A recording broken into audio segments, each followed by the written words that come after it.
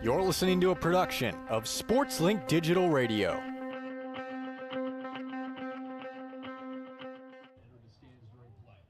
You are listening to Ball State Baseball from Shebeck Stadium on SportsLink Digital Radio, presented by Victory Honda of Muncie. It's the 15-6 Cardinals holding host to an in-state foe and the 6-14 Butler Bulldogs, who are looking to snap a 7-game losing streak. My name is AJ Swiatek. I'm joined this afternoon by Roen Elbert. And Roen, it's a pair of midweek starters, a bullpen game definitely anticipated from either side, but this is a big moment for Ball State's Alex Burden as well as Butler's Trey Benjamin to try to really establish a role in this rotation in the 2025 campaign. It sure is, because especially for Alex Burden on his end, transferring in from Alabama State, maybe he hasn't had the start to the season that he would have wanted. It's big for him to be at this point in a position to start off this day. We saw yesterday with Jaden Bitter going strong into the 5th inning. Obviously, they ended up giving 7 runs up in the top of the 5th, but that's besides the point. Alex Burden has a big opportunity right here, and same on the Butler end for Trey Benjamin. Benjamin, as a whole, I would say has been pretty solid other than a few lackluster performances against Tarleton State and Purdue. Trey Benjamin has been a solid option for them out of the bullpen. I know that's kind of the elephant in the room, bullpen weakness, pitching weakness as a whole for Butler. It'll be interesting to see how that's addressed today. Well, Trey Benjamin has all of the tools to be a guy who can eat up innings. He stands at 6'6", 185, delivers with his right arm for these Butler Bulldogs. The junior from Mundelein, Illinois, steps up in a big spot, and you mentioned it, Roen. It's really what Trey Benjamin will we get this afternoon?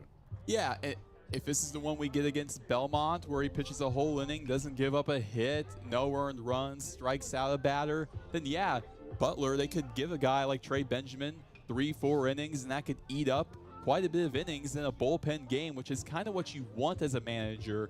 However, if you get the one against Purdue, then you have to go deep into your bag, deep into the bullpen, and that's just what nobody wants on the Butler end. The longest outing this season for Benjamin, 2 1/3, came at Purdue in a loss. Butler will be at the dish first, looking to provide him some early insurance runs. The 3 at the top of the order can go toe-to-toe with just about anybody. It's Ryan Drum out and right leading things off, then Jack Maroknik, the center fielder who has double-digit home runs, an everyday starter for Butler. His slugging reads 1.013, just an unreal mark. He's followed up by Jack Bello. Heart of the order, Harry Carr, Danny Barbero, and Will Burgess. 7 through 9 reads Connor Sackett, who's making his Butler baseball debut. Then Zach Munton and Ian Shea. Roen, what jumps out to you in the visitors lineup? Really the top 3, like you mentioned. Jack Maroknik batting second. This guy has been elite. We're talking about 2nd in the country in batting average at 481, tied for 4th in the country in home runs with 11. The fact that this guy, you mentioned the OPS and slugging through the rates, but a 538 on-base percentage. These are video game numbers for Maroknik. And same with Jack Bello. People forget with Bello, a transfer coming in from Air Force. This guy's elite. He's 3rd in the country in batting average at 458. But you have to remember, he pitches too. A 3.86 ERA to his name. And for Butler, a team that they've struggled to find good pitching, if they can get it from Jack Bello, maybe not today, but down the line, that's huge. There is no lack of star-studded talent on the visiting squad, who rocks their Navy jerseys with white numerals and Navy caps. It's gray pants to round out the look for Butler. As for Ball State, they go with the home red jerseys, red hats, white pants with red pinstripes. The defense for Ball State ranks number 1 nationally. This is a group who plays very well with one another. They've gelled, and the team chemistry has been on complete display. Today, there's a couple of changes from the typical group for the Cards. You'll give a look to Max Kalk behind the dish. He'll be the battery mate of Alex Burden. Then on the cold corner, it's Ty Davis. To his left at second, Nick Hasofsky. Then it's Dylan Grego at short, and rounding out the infield, the everyday third baseman, Alex Richter. The outfield, reading like a book left to right, goes Houston King, Clay Jacobs, and Blake Beavis. This is a defense that has the numbers to back it up. They can go toe-to-toe with anybody nationally. Yes, and I know with these midweek matchups, you're going to expect them to kind of experiment a little bit. We saw that yesterday with Nick Hasofsky playing first rather than second. We see it again today with Blake Beavis out in right compared to first base. There's so much flexibility that this team can provide, and I think that's why they're so great defensively. And I like at the catcher position going to Max Kalk. Yesterday it was DJ Scheinman. Garrett Arnold checking for him later on in the game. I talked to Rich Maloney about that last week. He said pretty much Garrett Arnold cannot catch every day. He has been elite, but he can't catch every day. And also DJ Scheinman is a guy that's only a freshman. But with Max Kalk today, you build up these number 2, number 3 catchers, especially down the stretch where Arnold will need a rest day. Well, this Ball State team plays unbelievable defense, but arguably more impressive is the depth. This team is extremely deep as Ty Davis has earned his spot at first base today. This is a guy that's just been sitting on the bench for a couple of series for the Cards, got his opportunity yesterday in Roen. He took full advantage. Davis had 3 home runs in 1 outing. That came out of nowhere. I think that goes without saying. It came out of nowhere. I think everybody was at a loss for words. There's just some days where people are hot, but that day he was scorching. 3 home runs. And people forget too, 4 for 4, got on base all 5 plate appearances. I wonder if he's still feeling the hot hand today. Maybe he'll come down to earth just a little bit.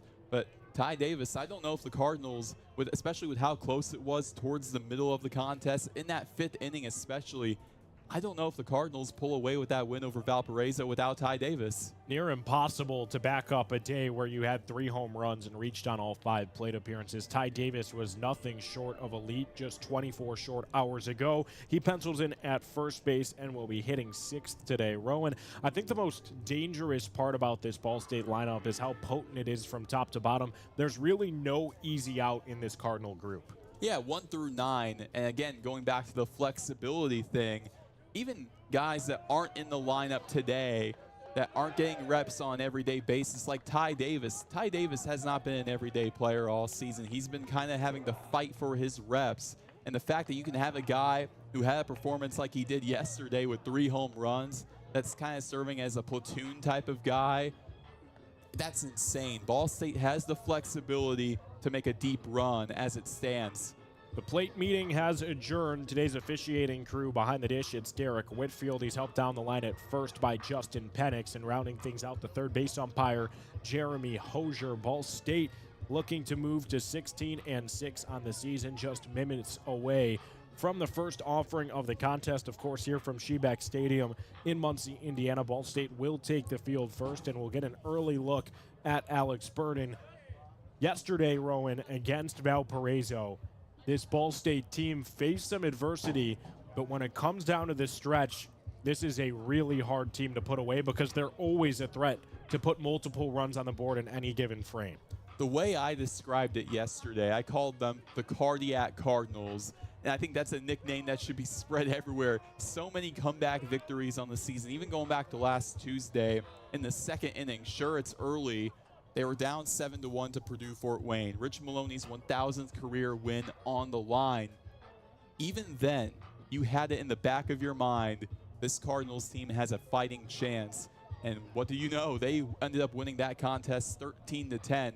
This team, they're never down and out. Even in that top of the 5th inning, you give up 7 runs. The momentum is the big thing. The momentum shifted so much in that top of the 5th inning, but the Cardinals came right back, tied it up with a 2-run home run from Ty Davis. One swing of the bat can change a game. Rich Maloney and his squad, they know that. Well, it always makes it fun from a fan perspective when your team is in any contest, regardless of the score. Speaking of scores, last year's affair between Ball State and Butler, a lopsided one. The Cardinals are riding the hot hand this season and in the series history. But Roen, what does Butler need to do to get it done on the road and play spoiler at a Swiatek Stadium that has played very tough for road teams this season? It's going to come down to pitching.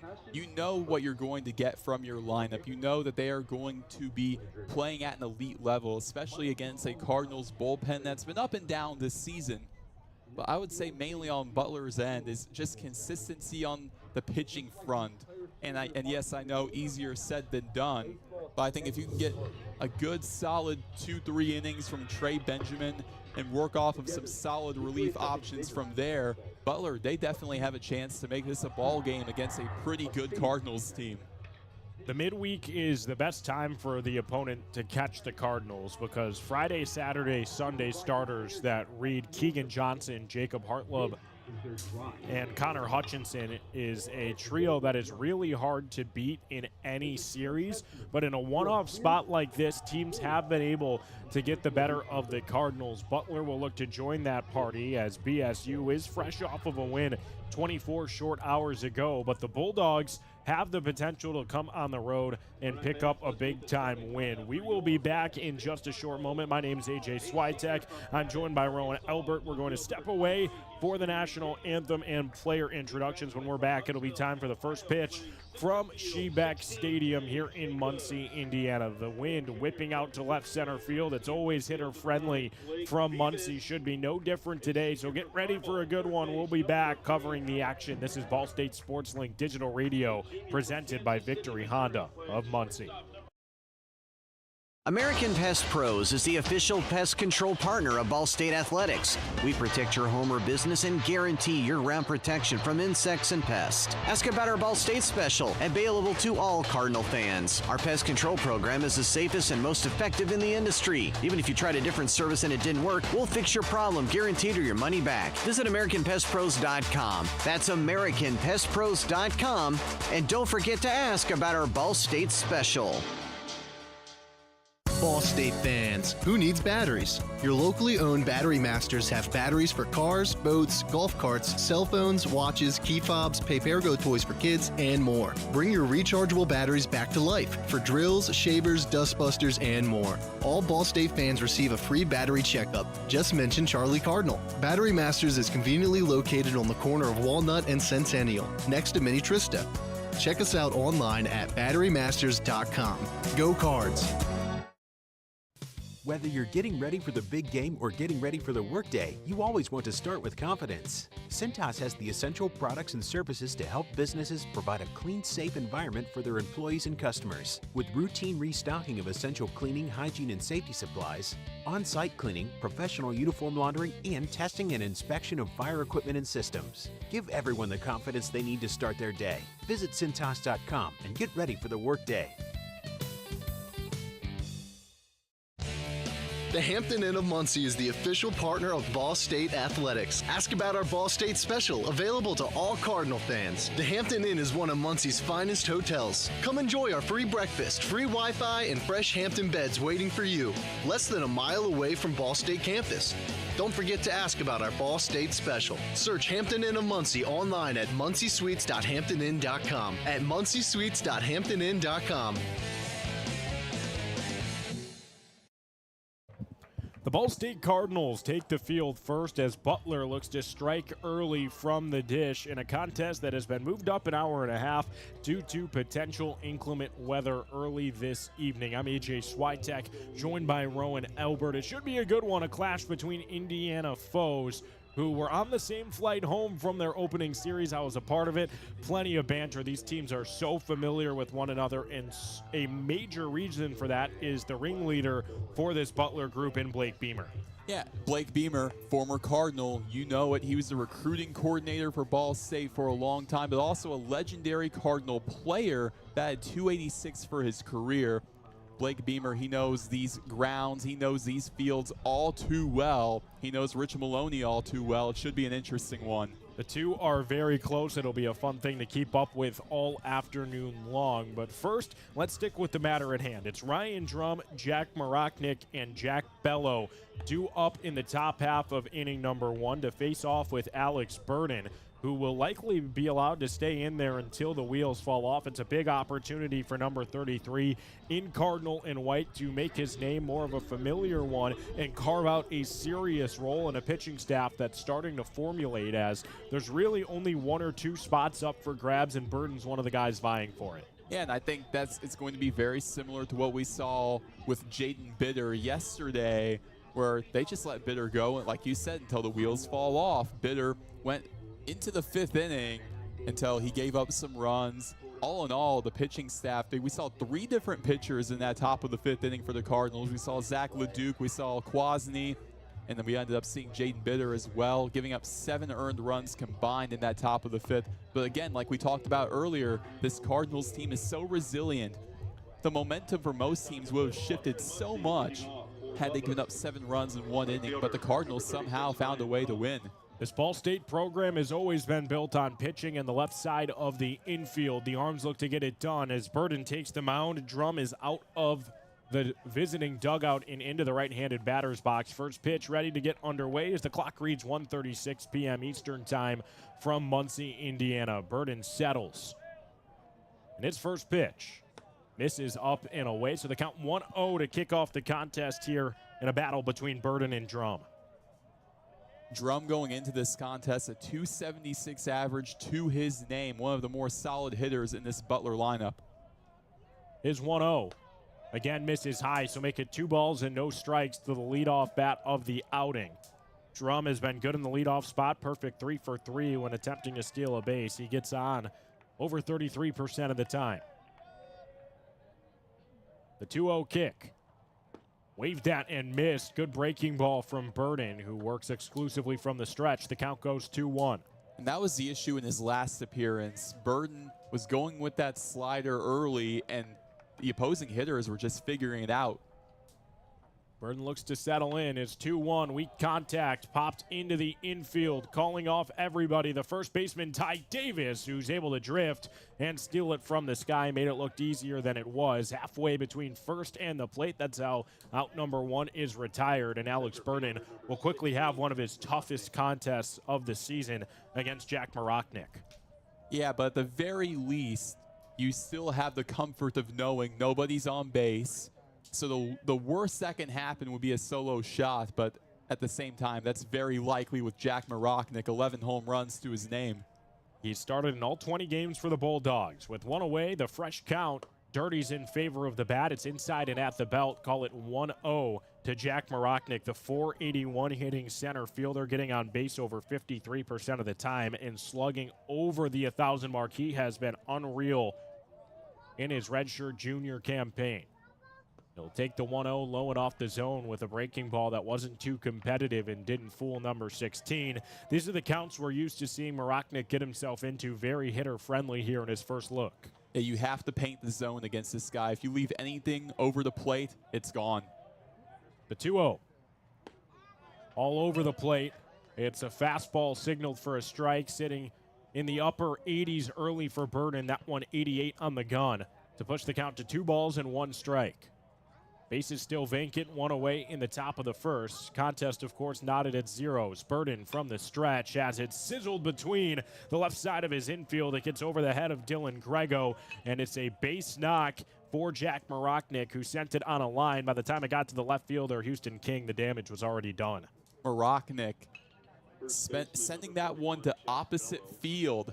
Again, this guy all over the place. He can put it anywhere on the field. What an incredible hitter.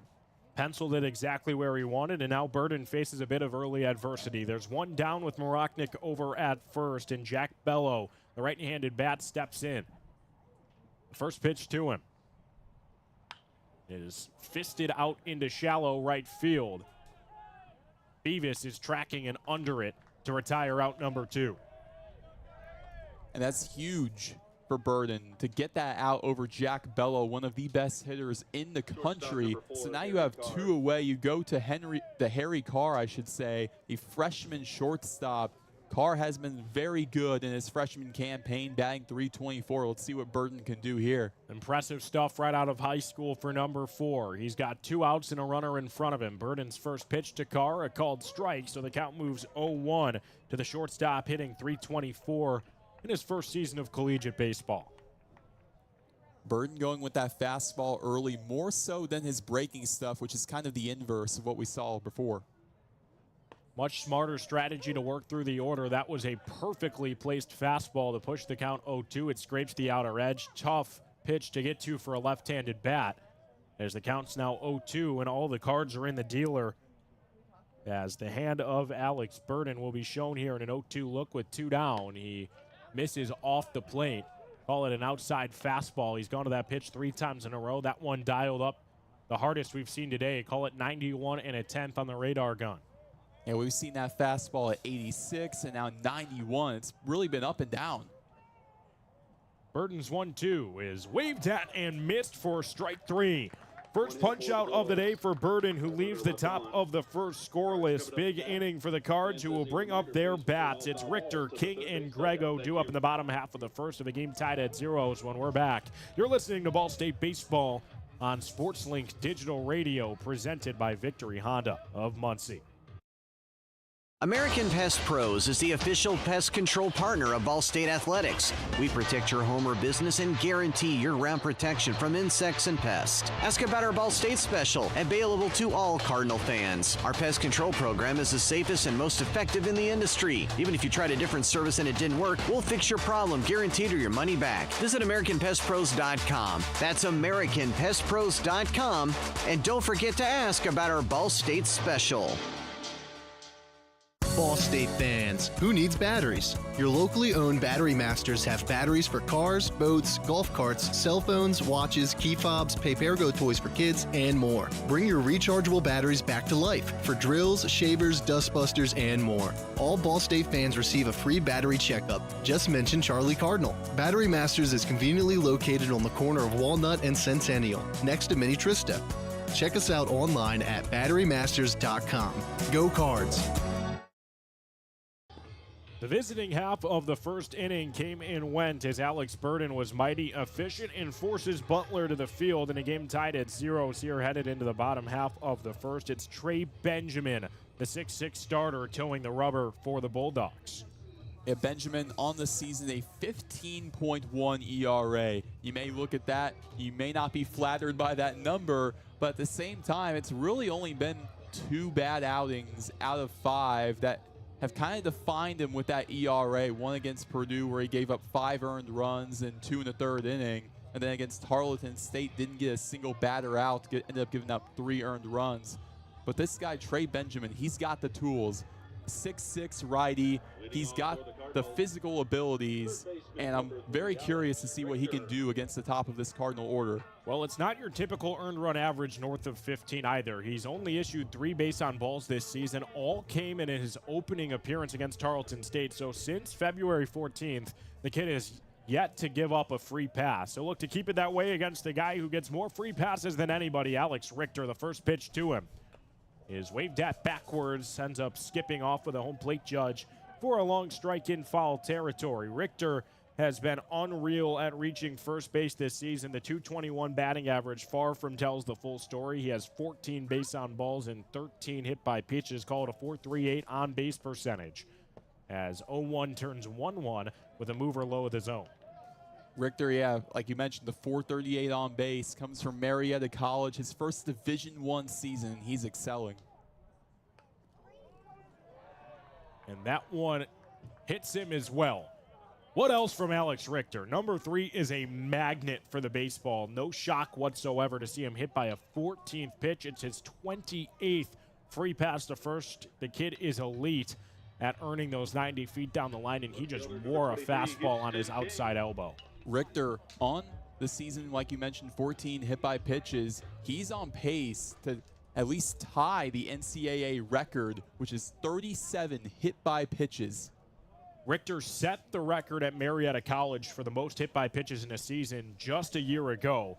Clearly picking up where he left off as the leadoff guy is on, and Houston King steps in, another left-handed bat for the Cards, who takes the first pitch to him, a called strike with a nice frame job from Munton behind the dish. The Butler defense today is Bello at first with Barbero to his left at second, Carr at short, and Shea at third. It's Burgess, Maroknik, and Drum in the outfield left to right. The 0-1 pitch misses at eye level, so the count evens at 1 ball and 1 strike with Alex Richter over at first in the bottom of a first inning from Shebeck Stadium. That's tied 0-0 between BSU and Butler. 1-1 pitch from the stretch. Low of the zone to the left-handed bat, Houston King. The count moves to 2 balls and 1 strike. We saw King get a bit of a rest day. Still had an at-bat on the latter part of the contest, but still a bit of a rest day for him. Let's see how he responds. The 2-1 again misses, and now the laboring starter Bit of a jam here. He's got a 3-1 pitch on the way. Looks to avoid issuing back-to-back free times aboard. As the 3-1 from Trey Benjamin is swung on by King, fielded over at first. We go from first to short, back over to first for a double play. Call it 3-6-1. Beautifully done from the Butler defense. It's capitalized by the pitcher covering the bag, and the bases are quickly empty. That is what the doctor ordered. A 3-6-1 double play. You do not see that every day, but it's good situational awareness on Butler's end, and especially on the pitcher's mound for Benjamin to know to cover the bag at first right there. Great heads-up play. And it's easy to hit the target when the guy covering first is 6'6". It was sent near his head. Kidding. But an easy grab for him that now has the bases empty with 2 away in the bottom of the first, and Grego looking to make some fire. His first pitch misses inside. He had to back down from it. So the count 1 ball and no strikes to the 3-hole bat. A shortstop hitting .354, true 5-tool player who's sports number 5, Dylan Grego. Benjamin settles. His rocking kick is hammered out into right field on a line. Dylan Grego watching it fly, and it's out of here. Kiss it goodbye. Dylan Grego touches them all in a 2-out spot, and the Cardinals lead it 1-0. For the 4th time this year. How do you make an impact with 2 outs? That's exactly how you do it right there. Nobody aboard. Grego just said lift off into right field. That one's in the streets of Muncie. Dylan Grego, this is a full circle moment for him. A big part to why he's here in Muncie with the Cardinals is because of Blake Beemer, the recruiting coordinator for Ball State at the time, now the current head coach of Butler. 4th big fly of the campaign for Grego. Brings up Hisowski, who looks to make it back-to-back jacks, but won't be overzealous in attempting such. He takes the first pitch to him high of the zone. It's a 1-0 count with 2 down. The bases are empty after Grego's 2-out solo shot. Hisowski takes another called ball, so the count 2-0. In a game, Ball State leads 1-0 in the home half of inning number 1. Right-handed bat settles back in. The 2-0 delivery misses low and away. So it's a 3-0 count to Hisowski. Right after getting the double play, it looked like the momentum was in the corner of the Bulldogs, but a single home run changes that in a jiffy. The 3-0 pitch issues a 4-pitch walk to Nick. Hisowski has been very solid with that, being a patient hitter all season, approaching around the 400 on base mark, sitting at around 372. Hisowski getting on base is huge because after that solo home run, again, solo home runs don't kill you unless you let them, and that is how you let them, is in a 2-out situation. You let a guy like Hisowski walk, and then you have Blake Beavis, who has been an RBI machine this season, up to bat. Leads the Cardinals with 6 home runs and 21 ribbies, does Beavis.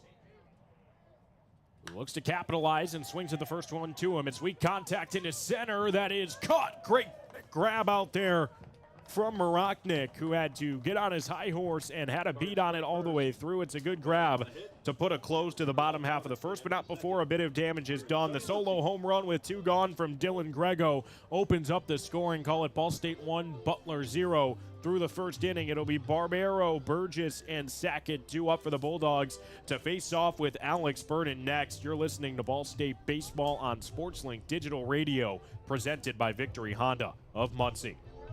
So just how big is the Mammoth Pizza at Mancino's? How about a big 24-inch round pizza loaded with all of your favorite toppings? Made to order just for you when you call 287-1300. The perfect size for the big game, the next game, or any event that demands not only the best, but the biggest pizza you can order. And Mancino's is ready anytime. Call, wait 10 to 15 minutes, then head to Mancino's for pickup. Man, is it good. When a large pizza isn't enough, you need at least 1 Mammoth from Mancino's. Pepsi Zero Sugar has a new, better flavor. A Zero Sugar Cola has never tasted this good. But we don't expect you to take our word for it, so we're putting it to the test. Starting with me. My mouth is watering already, so I think we can skip the drum roll and get right to the main event. Cue the fireworks. We have an official best Zero Sugar ever. It's delicious, it's refreshing, and it's so good you'll need to try it for yourself. Trust me. Pepsi Zero Sugar. Zero never tasted so good. That's what I like. Standards. High standards. That's what sets teams apart. It's also what sets us apart at Pride Mark Construction. We're not alone in holding our standards high. Ball State University is among those who do. That's why we're proud to sponsor the Ball State Athlete of the Week. High standards in everyday performance is everything in sport, as well as business. Join us in our pursuit of excellence. Join Pridemark Construction for your next building project and in our support of Ball State University's Athlete of the Week. Through one inning, Ball State leads it 1-0. Alex Burden back out to the hill as he'll deal with 5, 6, and 7 in the visitors lineup. It starts with Danny Barbero, a second baseman who bats right-handed. Burden's first pitch of the frame, a called strike that bit back into the back door of the zone at 87 miles an hour. Yeah, we're looking at Danny Barbero, a transfer from Siena in his first season in the Big East, his first season with Butler, already making his mark with a 308. Oh, nice pitch from Burden. Took a lot off of it. 72-mile-an-hour changeup that just looped its way to a swing and miss. Hey, he's got that 308 on base percentage, but he's down 0-2 early. As the 0-2 pitch misses low, that's good plate discipline to eat it.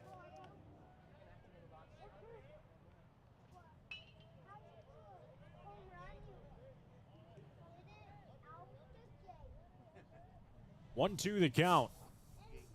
Burden's pitch, uncompetitive outside, slipped from him on the fastball. So the count evens at 2 apiece to the leadoff bat here in the top of the second. Fifth in the order, Danny Barbero. Ball State leads it 1-0. In a 2-2 spot, Burden's pitch. This is inside, and now Barbero will see a payoff pitch. Yeah, we're seeing Burden trying to paint more around the zone, maybe trying to get a chase on the outside, that time inside. We'll see what he goes with in a 3-2, however. Burden settles. His full count pitch misses well high of the zone. He let that plate appearance get away from him. It's the first base on balls issued today from Alex Burden. And that surprised me that he went fastball with that pitch. From the looks of it, I thought he was trying to build a tunnel with that slider inside, maybe get the chase on the outside with the slider, but that time around going fastball high and away. Just a missed spot from Burden that puts the tying run on first. Go ahead comes to the dish in the form of Will Burgess, who has 2 home runs on the season. Could give Butler the lead with a single swing. The first pitch to him. Another slider that misses outside to the left-handed bat. So the count 1-0 with 1 on in the top of the second. Butler trails 1-0, but has the tying run aboard. Burton's 1-0 kick. Bunt shown, it's pulled back as the pitch is wild. It's over the head of Kalk, advancing to second for free with no need for a sacrifice is Barbero.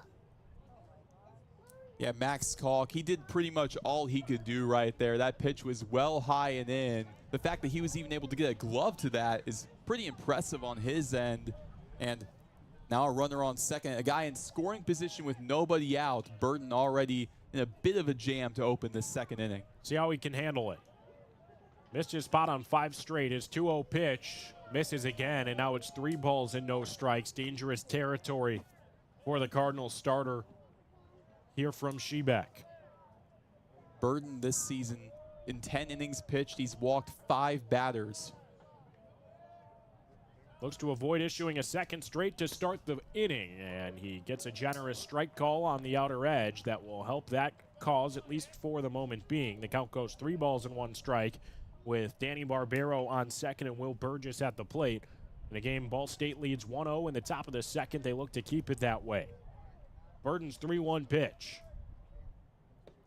Misses low. It's a second straight walk to kick off inning number 2.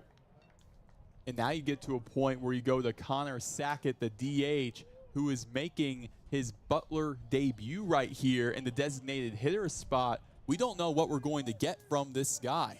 What a chance the junior has to make a name for himself. Talk about taking advantage of an opportunity. This a major spot where before he'll see a pitch, he'll see Ball State's pitching coach, Justin Wexler, come out to the mound to talk to his arm and Alex Burden. Roen, the message has to be fairly simple. Settle in and throw strikes. Yes, and I wonder how different it is hearing that message from Wexler compared to Maloney. I feel like with Rich Maloney, it's going to be a bit more tough love on that end.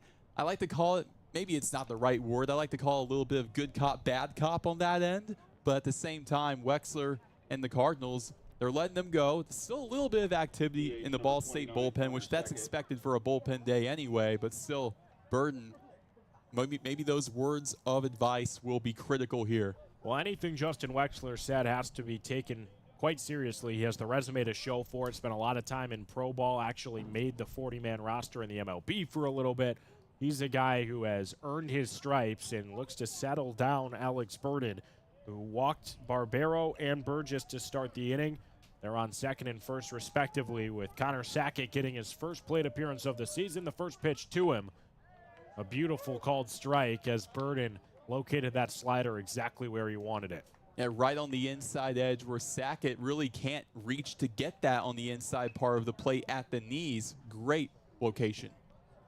So the count 0-1. Good recovery from Burden. He'll look to build. Can't, as it's a pass ball that Kalk couldn't handle. And when your pitcher's laboring, you want to do all you can to help him out. Quite the opposite there. It allows a free 90 feet for Danny Barbero. There's now runners on the corners as the second baseman got a free trot from 2 to 3. Yeah, I wonder if on that pitch right there, maybe there was a bit of a miscommunication from Burden and Kalk's end, but at the same time, it looked like something that Kalk could have easily corralled, but it's hard to tell what really happened. Regardless, it's a ball, so the count 1-1. Turns 2-1 with the slider that just missed the presumed zone of today's home plate judge, Derek Whitfield.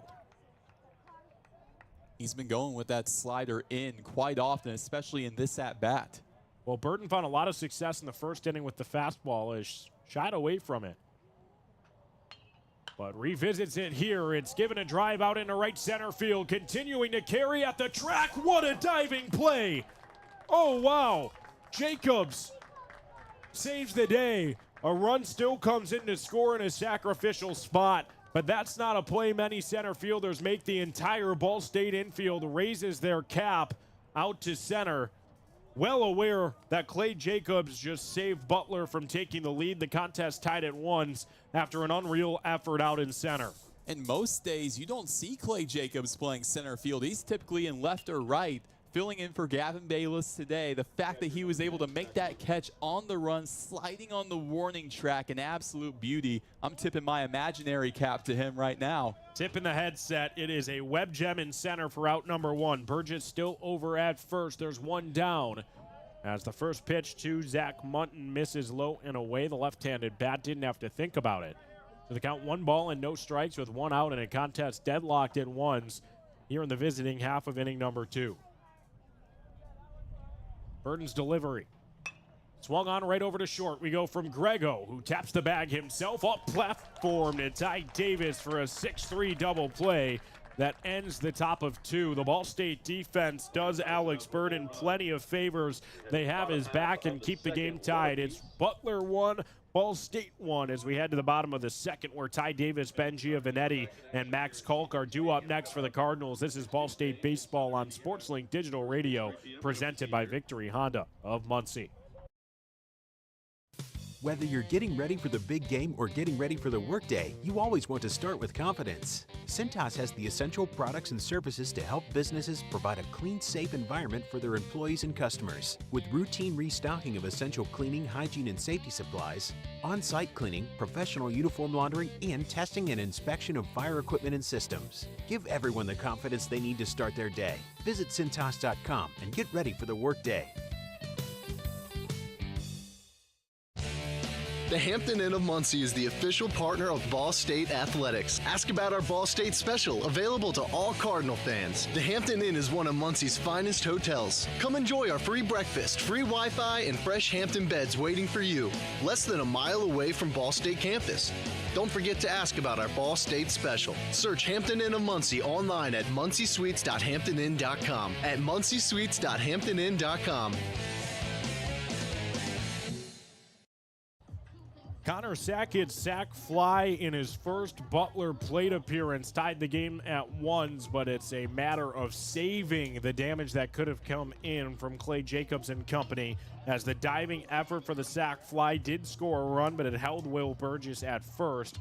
The damage was then done by this Cardinals defense. The 6-3 double play closed out the visiting half of inning number 2 and now sends us to the bottom of an inning where the game is quickly tied at ones, and Ty Davis looks to build off of a career game yesterday.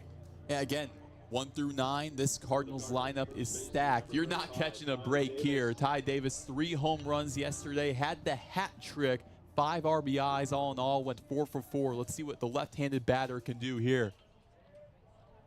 Trey Benjamin back out for a second inning of work. The 6'6 righty from his windup, uncompetitive, up and away miss on the fastball. Kicks off the home half of inning number 2 with the 1-0 count. Second pitch of the frame is swung on back into the lower half of Ty Davis, who's down to a knee and feeling every bit of that one. He'll look to shake it off before stepping into a 1-1 look. A pitch on the inside right there. You can tell Ty Davis wanted all of that, even down on one knee to get it. He takes a moment to collect himself as he should.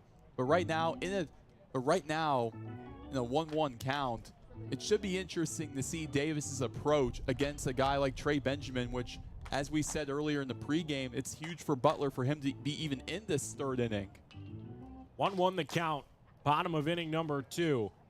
After Ty Davis shattered one into his lower half, he sees the kick. And it's another up and away fastball that he doesn't have to think about spitting on. Count 2 balls and 1 strike to the leadoff bat here in the bottom of the second. 6th in the order, Ty Davis. Benjamin's pitch. Waved at and missed, so the count evens at 2 balls and 2 strikes apiece here from Benjamin to Davis. Benjamin, that pitch had a pretty good amount of sinking action on the bottom half of the zone. That's hard to hit. Right back to the windup. The 2-2 from number 33 to number 35 is on the ground over to second. Backhand pick from Barbero, who gets it to Bello in time. The bang-bang play retires Ty Davis for out number 1. How about that? The Siena transfer Barbero, like you said, backhanding that and on the run making that throw, scooping it up at first. What a play all in all from the Butler infield. NFL teams would fall in love with that one. The off-platform twitchiness on display from Butler's second baseman. So there's quickly 1 away with the bases vacant and a game tied at 1 apiece here in the bottom of the second. It brings up Ben Giovannetti, the DH today for the Cards, who takes the first pitch to him above the belt, a fastball called a ball. Giovannetti, a guy who is, again, fighting for his spot in this lineup. You know he's going to give it his all here. 1-0 count, 1 down, turns 2-0 as Trey Benjamin lost his hat on the delivery and missed with a looping slider well off of the plate. And that's what I love about these midweek matchups so much. So many guys playing for so much. 2-0 is waved at and missed. That was a highly competitive pitch from Benjamin that forced Giovannetti to climb the ladder. He was stuck on the top rung, couldn't get a piece. The count 2 balls and 1 strike with 1 down. The base is empty here from Shebeck Stadium. The pitch misses low and away in spite of the best effort of Munton to frame it up. Now 3 balls and 1 strike with the bases empty. And Ball State looking to score for a second straight inning to kick off the contest from their home park. 3-1 pitch. Benjamin finds the zone, couldn't be clamped by Munton, but it's still a called strike. And right now in a 3-2 count, Giovannetti, who on the season is batting .250. We got the righty-on-righty matchup.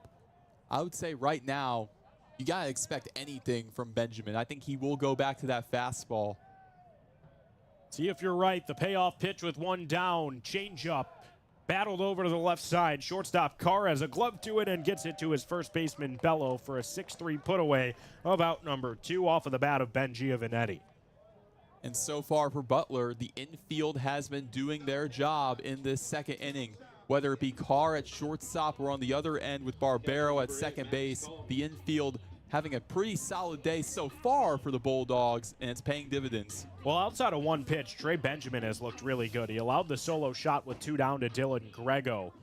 But other than that, he's been sharp, forcing weak contact all day as there's now 2 down and the base is empty for Max Kalk, who spits on the first pitch to him, a fastball high and outside of the zone to the left-handed bat. 1-0 the count with 2 down. Trey Benjamin fires. His pitch sent between the 3-4 hole. It shockwaves its way to right field. 2 out stand-up single for Max Kalk, the catcher, sporting number 8 for the Cards today. Yeah, that grounder, so much heat on it. And you know Kalk is playing for a lot as well. He's fighting for a spot where you have 3 catchers on this Cardinals roster with DJ Scheinman, Garrett Arnold, and now Max Kalk. He's fighting for just a bit of a spot in the lineup, it appears. And when you have 3 catchers like this that are this good, really hard to keep them out of the lineup the way Maloney has had to. It's a good problem to have, as with 2 down, it's a swing and miss from Clay Jacobs, the 9-hole bat, to start his count in an 0-1 hole with, of course, Kalk over at first. The base is empty in front of him. And the game tied at 1s in the bottom of inning number 2. The 0-1 pitch from Trey Benjamin. Bunt is shown and laid by Jacobs, but it hops off the heart of the dish, into foul territory. Yeah, we've seen Jacobs yesterday. I saw a perfectly placed bunt, oddly enough, on the right side. And it's just situational. Who's in the infield, how far back they are. Jacobs has a great eye for that, the graduate student. He won't have the option to bunt here more than likely, as the count no balls and 2 strikes with 2 gone. Jacobs will have to use his bat. The 0-2 is penciled over to the left side of the infield. He reached to get to it, and the weak contact bleeds into the outfield. Back-to-back 2-out singles have a runner in scoring position, and now Clay Jacobs over on the right side corner. Like you said, reaching to get that. Had it been the inverse result, who knows if Rich Maloney would be very happy with that. But nonetheless, Clay Jacobs doing what he can to get a bit of a 2-out rally going. And then you go to the top of the order here with Alex Richter, who last time around was hit by a pitch for the 14th time this season. That was like Jazz Chisholm-esque, just reaching in a 0-2 spot and having confidence in your ability to get aboard. That's why the average sits where it does for Jacobs, as the lineup turns over and a pitch is very wild to Alex Richter. Loops well over the head of Mutton and winds up in the backstop. It's a couple of free bags. Kalk moves to third. Clay Jacobs to scoring position. The force no longer in play, and out of the dugout comes Blake Beemer to talk to his arm. That right there was what I like to call the hanging slider, a slider that did not slide high and away, so really not a slider at all the way to the backstop. If you're Munton, the catcher, there's really nothing you can do going all the way to the backstop. But now you're in a position, although with 2 outs, you have 2 in scoring position. And for Butler, even though at the bottom of the order, you want to avoid being in a spot where you go to the top of the order for Ryan Drum, and then maybe, just maybe, you get to Morocnick in that 2nd hole, which is really what you do not want to see if you're a Cardinal fan. Ball State's got runners on 2nd and 3rd with 2 away in a game tied at 1s in the bottom of the 2nd. The count is 1-0 to Alex Richter, with Houston King on deck and Dylan Grego in the hole. This Ball State team has done some of its best work this season offensively in 2-out spots. They had the 2-out solo shot from Grego in the 1st, and now here the count is 2-0 to Alex Richter with a miss out of the zone that couldn't perfectly be clamped by Munton, but the catcher kept it in front of him, so the runners stay pat at 2nd and 3rd. Now the count 2-0 to Richter. Trey Benjamin regathers himself on the rubber. The 6'6" starting right-handed arm eyes down his battery mate, Zach Munton, and steps off for a moment to reset his pitch clock, as baseball's such a mental game, and you can tell by the body language this is a big spot for Benjamin on his day. This 2-0 kick finds the zone as the breaking ball went from 12 to 6 on the clock and was able to drop its way into the zone of Derek Whitfield. You mentioned it being a mental game, especially at the pitcher position for Trey Benjamin. Let's see what he goes with on a 2-1 here. Richter has kept the bat on his shoulder to this point. Now half swings, and it's deferred down the line. He did not go around, at least in the eyes of the third base judge, who shaded towards 2nd in Jeremy Hosier. So the count now 3-1 to Richter, who was hit by a pitch back in the 1st. It will be very on brand for AR3 to reach on a base on balls here. His 3-1 pitch. Swung at and missed in the dirt. Should have spat on it, but didn't, and the count fills. Yeah, and that's a tough pitch right there. Richter on top of that low breaking ball right below the zone. Benjamin got what he wanted right there, right on the edge of the zone. He wanted to chase. He got it. It's an unorthodox swing and miss from Richter, who typically has the best feel of the zone of just about anybody, but it ultimately won't have any influence on his plate appearance. The pitch misses low and at the knees inside to Alex Richter, who gets 90 feet of gallop over to first, and there's now a traffic jam on the path. It's Richter at first, Jacobs at second, Kalk on third, all of which have reached with 2 down. And in a game tied at 1, this is a massive look for Houston King, who grounded into a 3-6-1 double play last inning in his first time up. Looks for a better result here. King digs in as the pitch misses low to him from Benjamin. So the count 1-0 with 2 down and the bases packed in a 1-1 game here in the home half of the second. Yeah, bases are juiced right here for Houston King. Bases loaded, 1-0 count. And the left-handed batter against the righty pitcher, he's got the advantage. King continues to be content with making the arm earn it as Benjamin misses again, and the count now is 2-0 to number 23 for the red and white.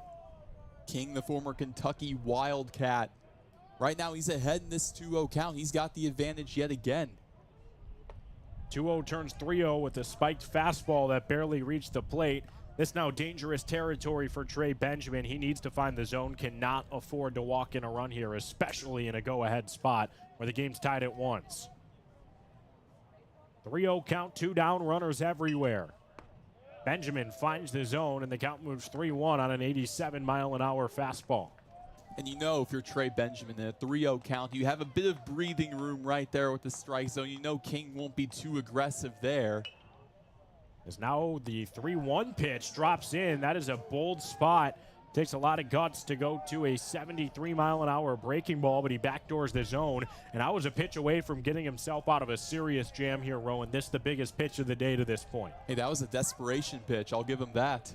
The payoff with the bases loaded in the bottom of the second. Houston King eyes down Trey Benjamin, whose pitch is swung on out to center on a line there, and under it is Marachnik. And Trey Benjamin gets himself out of a sticky situation. Yeah, Marachnik right there under it. And you know, with the launch angle from King, you never know what can happen, especially with these sunny skies today. You don't know where the sun's at, if it can get in your eyes. Right there, the Ball State, they were jumping on that early. Before that pitch was even released out of the arm of Benjamin, you saw the runners taking off. They were ready for whatever King had to offer there. Well, with 2 outs, Ball State got the bases loaded offensively, but the traffic is left on the path. It's a game tied at 1, headed to the top of the third, where Ian Shea is due up before the lineup turns over for Ryan Drum and Jack Marachnik amidst this Butler Bulldogs offense on the road that looks to get things going and garner their first lead of the day. You're listening to Ball State Baseball on SportsLink Digital Radio, presented by Victory Honda of Muncie. American Pest Pros is the official pest control partner of Ball State Athletics. We protect your home or business and guarantee year-round protection from insects and pests. Ask about our Ball State special, available to all Cardinal fans. Our pest control program is the safest and most effective in the industry. Even if you tried a different service and it didn't work, we'll fix your problem, guaranteed, or your money back. Visit AmericanPestPros.com. That's AmericanPestPros.com. And don't forget to ask about our Ball State special.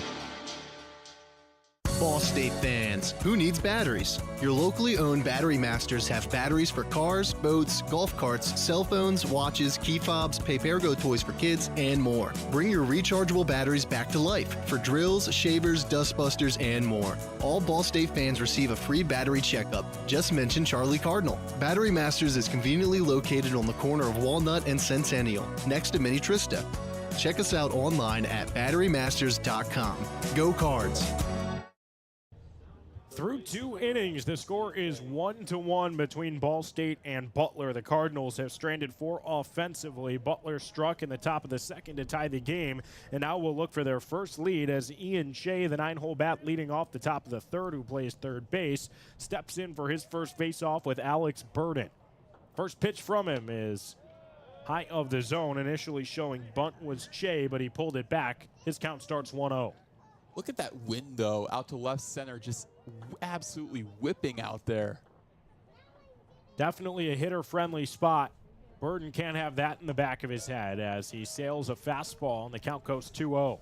Because this game was moved up due to potential rain. That was the rain kind of moving back a little bit towards more so the evening. But what was expected no matter what today was heavy winds on the forecast. It's the trademark of Cardinal baseball. Alex Burden's 2-0, a mover that gets back into the zone for a called strike. 2-1 the count, nobody away to the leadoff bat here in the top of the third. 9 in the order, Ian Shea, hitting .226 on the season. The wind continues to pick up as per usual from Swiatek Stadium. Burden's fastball is at eye level and misses, so 3-1 the look for Shea, who I get the sense will make the starter earn it here unless if it's a pitch all over the plate. Expect to spit in a 3-1 spot. Burden from the stretch.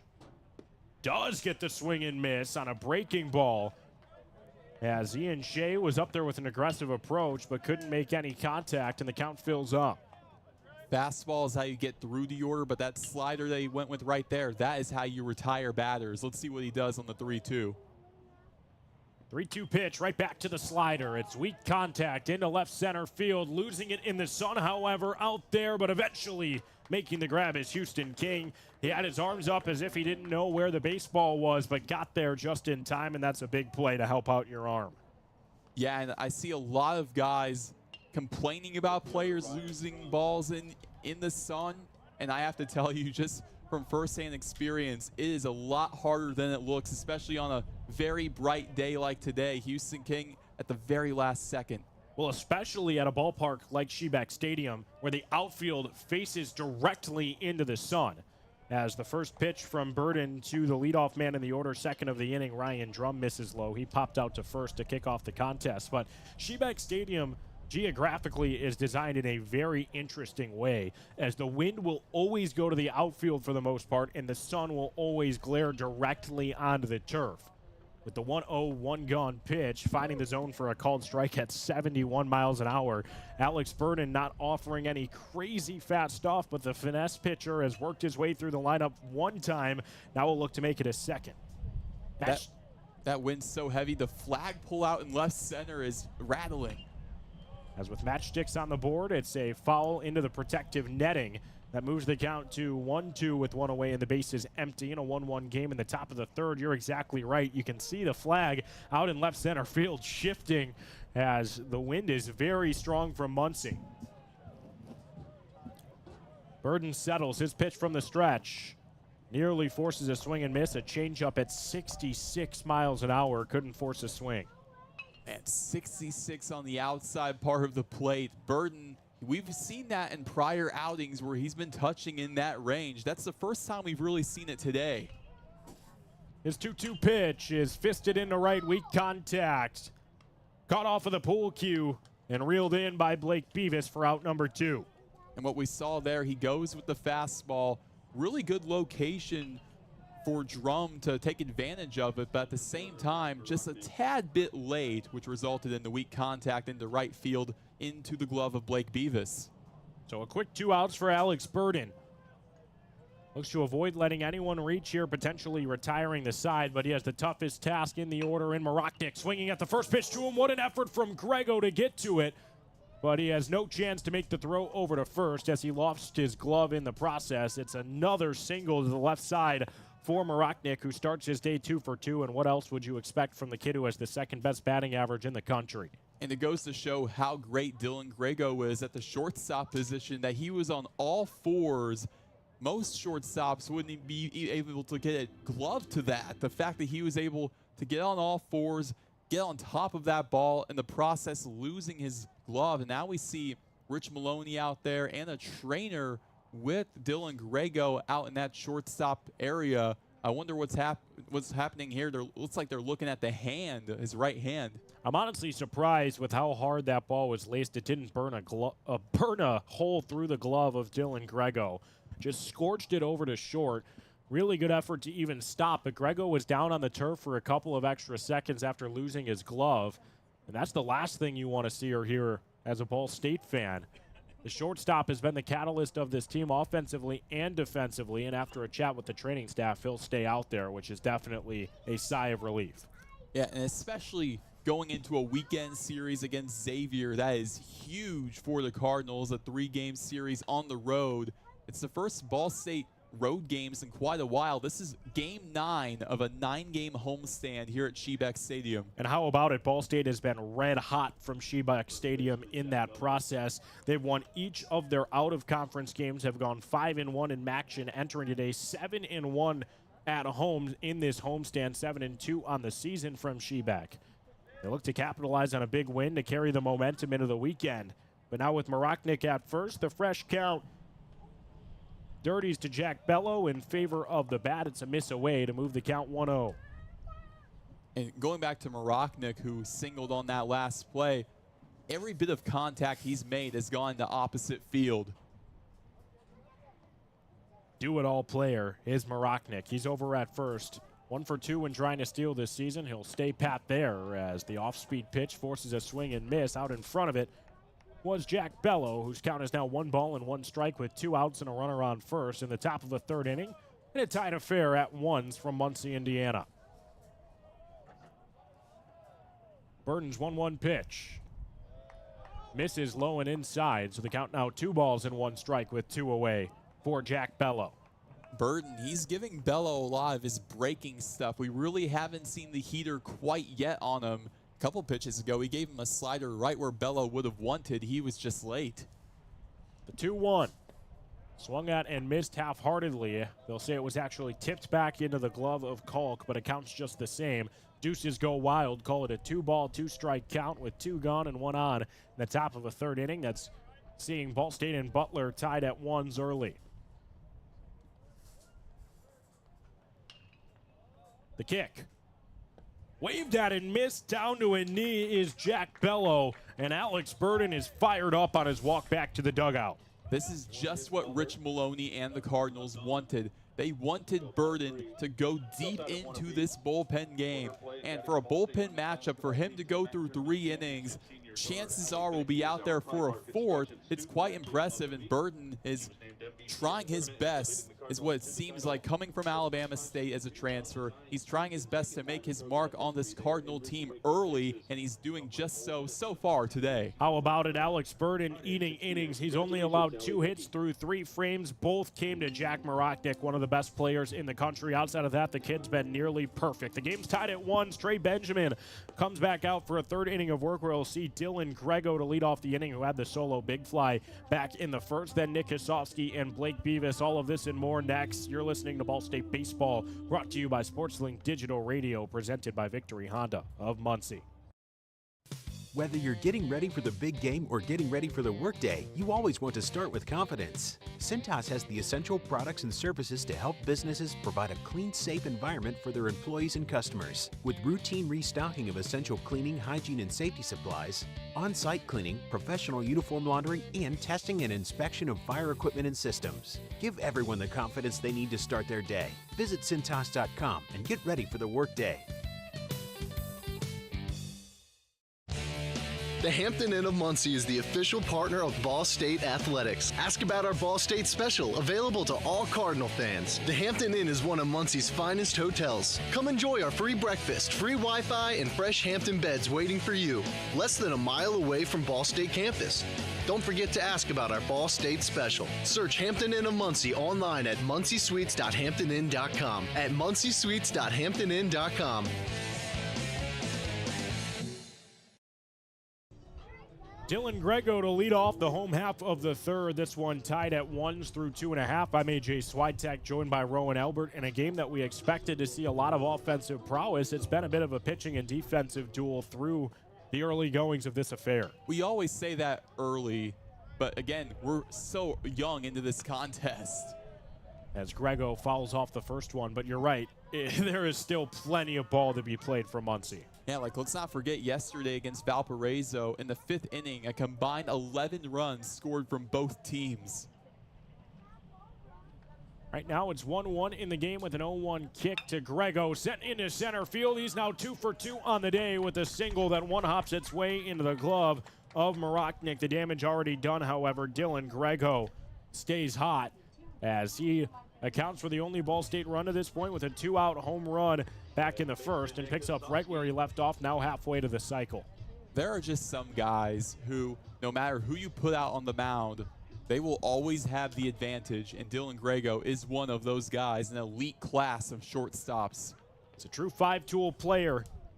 Whose follow-up back, Nick Kosofsky, swings at the first pitch to him. It gets by the hot corner. Jay dove and couldn't get a piece of it. Advancing Grego to second with a base knock is Kosofsky, and the Cardinals quickly have two aboard with nobody away in the home half of the third. And that's been the trend for Kosofsky in the past couple of games. Most of the contact he's made has been down that third base line. Just that time around, a little bit too much on Shea's end. So now Ball State with runners on first and second for Blake Beavis, nobody out. So much can happen here for the Cardinals. I love that swing from Kosofsky. Like the first pitch to you, why not give it a ride? Fresh count for Beavis. He's 0 for 1 today. And half swings at one that is rung up by the home plate judge as a strike. That was not a competitive pitch. Beavis likely would like to have that one back, but regardless, he gets nothing but air in the count 0-1 with nobody down and 2 on for this BSU offense. Blake Beavis gets a fresh grip on that wooden bat and takes a stab down the left-hand side. It steamrolls foul, so the count quickly 0-2. And the fact with Blake Beavis, with the wooden bat, the fact that he's able to hit 6 bombs, especially when you can have the metal bat, it's quite astounding, and it goes to show that this guy is fit to play really anywhere at any level. Very impressive stuff from Beavis, who's slugging .628, getting on base 36% of the time, and has the on-base plus slugging just shy of the Elite 1-0 mark. He has been nothing short of spectacular here for the Cards. The pitch to the right fielder misses high of his helmet. It's chin music from Beavis, who was content with taking it, shouldn't make contact with him. Instead, it somehow evaded number 9, and the count moves 1-2. And that seems to be the trend, though, too, with more of the young players. Now, I know a guy, he was telling me that he's training his 8-year-old son now with a wooden bat. That seems to be the trend now, I guess. That's crazy. 1-2 pitch. Stays that way with a hard battle off towards the parking lot as fans hope that finds asphalt rather than a windshield. But a wooden bat at 8 years old, that kid better be the next Bryce Harper. I guess so. Next Shohei Ohtani, maybe. Who knows? I think there will only be one Shohei Ohtani. You know it. I had to throw his name in there. The 1-2 ready to come in from Benjamin. And again, sent foul by Beavis. This one more of a danger for cars in the parking lot, but ultimately it takes a hard hit off of the dugout before winding up in that direction. And that was kind of an ongoing joke over the weekend in the Toledo weekend series. I parked very close, and the same thing happened today. Hopefully, if a ball reaches my windshield, I think that means I get to keep it. I'd hope so. At least get a souvenir from the situation. And a story to tell. Beavis content, however, with straightening out the swing. As the 1-2 to him misses at his hands, and now the count is 2 balls and 2 strikes from Benjamin to Beavis, with Nick Kosofsky on first and Grego in scoring position, still nobody away, and a game tied at 1 here in the bottom of the third from Muncie, Indiana.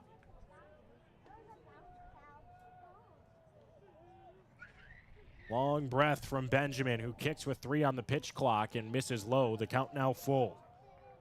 What Benjamin's been going with throughout this entire at-bat has been the slider, and he's been going with it on the outside part of the zone, really all around, trying to paint around Beavis because he knows the dire situation he's in right now with already nobody out, 2 aboard for the Cardinals. Big payoff pitch inbound from Benjamin. It forces a bad swing and miss from Blake Beavis. Both runners advanced 90 feet with stolen bags. That pitch was well low and away from the zone. Big time for a first out for Benjamin, but there is a mound meeting being called for here. You have to wonder if it's the end of his day, and it is. There's a signal to the bullpen, which will spell an end to number 33 start, where he goes 2 1/3 inning of work, where he allowed just the 1 earned run, but that's the open line. As he has runners he'll leave as his own damage on second and third. And that's a great thing, though, for Benjamin. He ended his start on a high note, getting his first strikeout of the contest on Blake Beavis. And now for Ball State, you move it on to Ty Davis. And Davis, although he starts 0 for 1, you get the feeling he still has the hot hand from yesterday where he had 3 home runs, had the hat trick, You never can doubt the guy, a left-handed batter. It makes you wonder on Butler's end on the mound, who do they go with, especially with 1 out, 2 in scoring position. Whoever inherits this mess, they know it's going to be a jam. This contest all deadlocked at 1 apiece. There's 1 down in the bottom of the 3rd. We'll have a fresh identification on the new man to the mound for Butler next. Go ahead, run on 3rd for the Cardinals. Extra damage on 2nd. You're listening to Ball State Baseball on SportsLink Digital Radio, presented by Victory Honda of Muncie.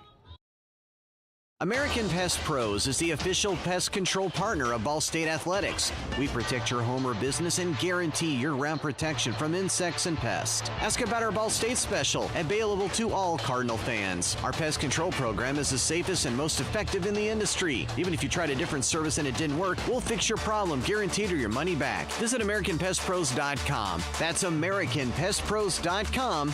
And don't forget to ask about our Ball State special. Ball State fans, who needs batteries? Your locally owned Battery Masters have batteries for cars, boats, golf carts, cell phones, watches, key fobs, pay-per-go toys for kids, and more. Bring your rechargeable batteries back to life for drills, shavers, dustbusters, and more. All Ball State fans receive a free battery checkup. Just mention Charlie Cardinal. Battery Masters is conveniently located on the corner of Walnut and Centennial, next to Mini Trista. Check us out online at batterymasters.com. Go Cards! The man out of the bullpen for the Butler Bulldogs is Alex Thomas. He is left with a couple of runners on from Butler's starter, Trey Benjamin. It's Dylan Grego, 90 feet from scoring, and then Nick Hasofsky in scoring position in a game tied at 1 apiece. They go to a lefty arm ahead of a left-handed bat in Ty Davis. Roen, what can you tell me about Alex Thomas? Alex Thomas, so far this season, through 4 appearances, he's pitched 5 innings. But in those 5 innings, 11 earned runs. He's only struck out 1 batter all season. That adds up to an ERA of 19.8. The sophomore in his first season with Butler last season pitched 1 1/3 inning with Northwestern, where he did record a strikeout against Tulane. But now here we are with Thomas. He inherits quite the jam. And for Alex Thomas, the first outing of the year against Tarleton State, 1-2 forget. As back on the 15th of February, he allowed 9 of his total 11 earned runs through just 1 inning of work. He walked 4 batters and allowed 6 hits, one of which was the big fly. He hit a batter, had a wild pitch. It was a tough start to the campaign for Thomas, but then after that, he was able to come in on a couple of separate appearances and not allow anyone on. Most recently, however, he did have a tough day against Belmont, and he'll look to recover against the Cardinals, who have 6, 7, and 8 here in their order. Up to the plate, on deck, and in the hole, respectively. It starts with Ty Davis, who will have a fresh count to him with 1 out and 2 in scoring position. A single swing can give the Cardinals the lead right back here in the bottom of the 3rd.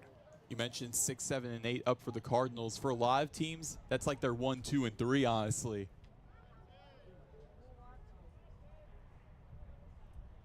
First pitch of Thomas's day. A breaking ball that misses the zone and couldn't force a swing from Davis, so the count 1 ball and no strikes.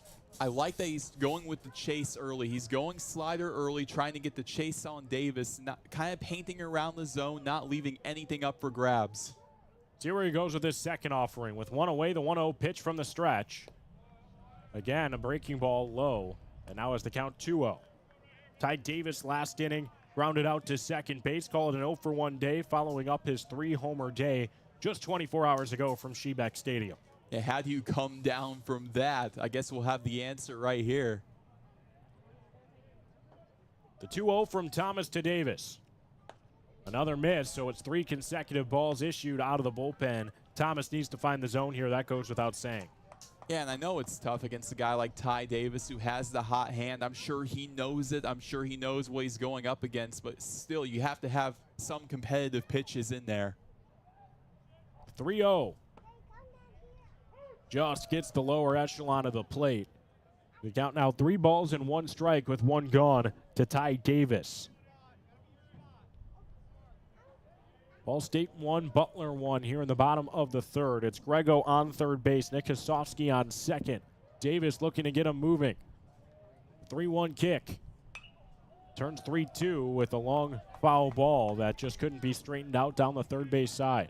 And that one's so long. It gave me the impression maybe that could have gone to the softball field. Who knows? Davis getting a lot of that off of the pitcher in Thomas. Thomas has worked his way back. 3-0 turns 3-2. The payoff pitch. Swung at and missed. How about it? 3 straight strikes from Thomas. This the best of them all. 74-mile-an-hour slider forces the whiff. And it's a big punchy out of the bullpen for Thomas, who's now just an out away from making Trey Benjamin the happiest man in the ballpark. He could strand both of those runners on second and third with a put away of Giovannetti here. And I will tell you, from Rich Maloney and any baseball coach for that matter, there's nothing that gets them more angry than stranded runners in scoring position. Especially with back-to-back strikeouts now that have come on tough swings out of the zone. Giovannetti looks to bring a smile back to Coach Maloney's face. However, he's well behind a fastball from Alex Thomas. So the count 0-1 with 2 down and 2 in scoring position for the Cards. The DH looks to avoid making it 6 runners stranded in the first 3 innings for this Ball State offense. The pitch to him misses up and off the plate, so the count now 1-1. Thomas, he was going with the breaking stuff earlier. That time going to the fastball, which we really haven't seen as much. Let's see if he continues that against Giovannetti. Giovannetti, a right-handed bat, getting on base just under 25% of the time. It's 1-1 pitch. Good plate discipline to hold off of it. A slider that missed low but competitive. Moves the count 2-1. So now we're at a point with 2 outs. It makes you wonder what Alex Thomas is going to go with. Does he get aggressive? Does he bring those breaking stuff? Get Giovannetti to bite? We'll have to wait and see. The 2-1 from the stretch. Again misses, this time on a fastball. Count now 3-1, but this no new territory for Thomas. He battled back from 3-0 out of the pen to Davis just a batter ago. And right now in the 3-1 count, the last thing you want to do is leave those bases loaded for Max Kalk, who's up to bat, up on deck, I should say. 3-1 pitch is sent high to the right side of the infield. Should be able to put a close to this inning. Calling off everybody, but not there to make the grab is Barbero, and it gets down. It's a communication error that'll go as a 2 RBI single for Ben Giovannetti in a 2-out spot. The Butler defense just gifted Ball State a pair of runs. Gifted is the perfect word to describe that. Barbero losing complete control, and I wonder how that could have happened, as just in the middle of this inning, really, clouds have been coming through the area. The sun that we talked about so much at the beginning of this game has disappeared now. I wonder if there's still a bit of it peaking, but at the same time, Barbero just lost complete control.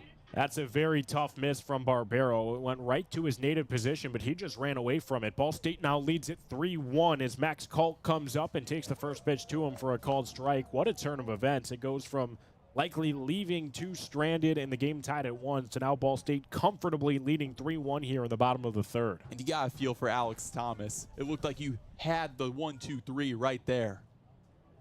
Instead, he'll have to keep battling. His 0-1 pitch turns 0-2. Thomas has come out of the bullpen and looked really good. He really has. He's had good stuff. The slider as a whole, I love the movement. There have been a lot of times where it looks like it's breaking inside, but at the very last moment, it has a little bit of that downward motion on the bottom half of the zone. Thomas has generated some really good swing and miss. It has him up 0-2 here against Max Kalk with a runner on first and his team trailing 3-1. The pitch. Back to the slider, couldn't force a swing, so now 1-2 is what it reads on the video board. Freshly installed out in left field a calendar year ago. But you have to remember, even though you got what you wanted out of this inning, the job is not finished for the Cardinals. You still have a runner on first. They'll look to take advantage. It's the 1-2 pitch from Thomas to Kalk. Pegs him. He wears it on the back of his jersey. It gets the number 8. And advancing 90 feet are both Giovannetti and Kalk. The DH gets to scoring position, and Max Kalk hit by a pitch the second time a Cardinal has been today. And now you bring up Clay Jacobs, who in the 9 spot, he's going to give you more production really than any 9-hole hitter ever will. He's 1 for 1 today. He was red hot yesterday against Valparaiso, a big part into the Cardinals' 4-run victory over the Beacons. It'll be a fresh count for him with 2 on and 2 gone. Ball State leads at 3-1 in the bottom of the 3rd as the pitch to Clay Jacobs from Alex Thomas. Misses low and away, not very competitive. Count 1-0 after not much thought was put into the look from Clay Jacobs. We typically see Gavin Bayless, who's getting an off day here. We usually see him in that 9 spot. Him, Jacobs, and Bayless are both really good setup guys for the top of the order. As the 1-0 is sent back up the middle, grabbing it and tapping the bag, the shortstop Carr makes quick work of out number 3, but not before the 2 RBI single from Ben Giovanetti that hung up in the air for a country mile, but ultimately was unable to be corralled and allowed Ball State to score a couple of free runs. It will be Alex Burden out for a 4th inning of work, looking to keep the Ball State lead at 2. He'll deal with Harry Carr, who just made out number 3, then Danny Barbero and Will Burgess when we're back covering Ball State baseball on SportsLink Digital Radio, presented by Victory Honda of Muncie. Whether you're getting ready for the big game or getting ready for the workday, you always want to start with confidence. Cintas has the essential products and services to help businesses provide a clean, safe environment for their employees and customers. With routine restocking of essential cleaning, hygiene, and safety supplies, on-site cleaning, professional uniform laundering, and testing and inspection of fire equipment and systems. Give everyone the confidence they need to start their day. Visit Cintas.com and get ready for the workday. The Hampton Inn of Muncie is the official partner of Ball State Athletics. Ask about our Ball State special, available to all Cardinal fans. The Hampton Inn is one of Muncie's finest hotels. Come enjoy our free breakfast, free Wi-Fi, and fresh Hampton beds waiting for you. Less than a mile away from Ball State campus.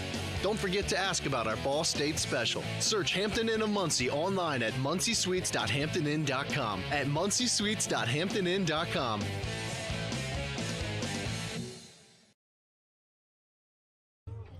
Through a 3rd of the contest, it's Ball State 3, Butler 1. My name's AJ Swiatek. I'm joined by Roen Elbert. Ball State baseball looking to be at its finest this season. 5-1 in Mid-American Conference play, 15-6 on the campaign. They play great defense, they get run support, and they have the pitching. It's the 3 things you need to contribute to a win, and Ball State does it just about as good as anybody in their conference.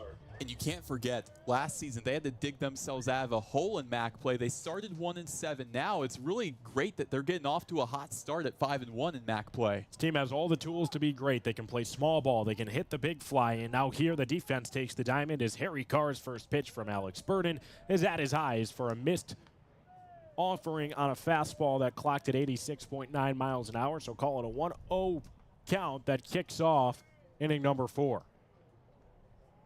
The freshman shortstop, Harry Carr, swings 1-0 and shoots it into the sky foul down the third base side, out of play.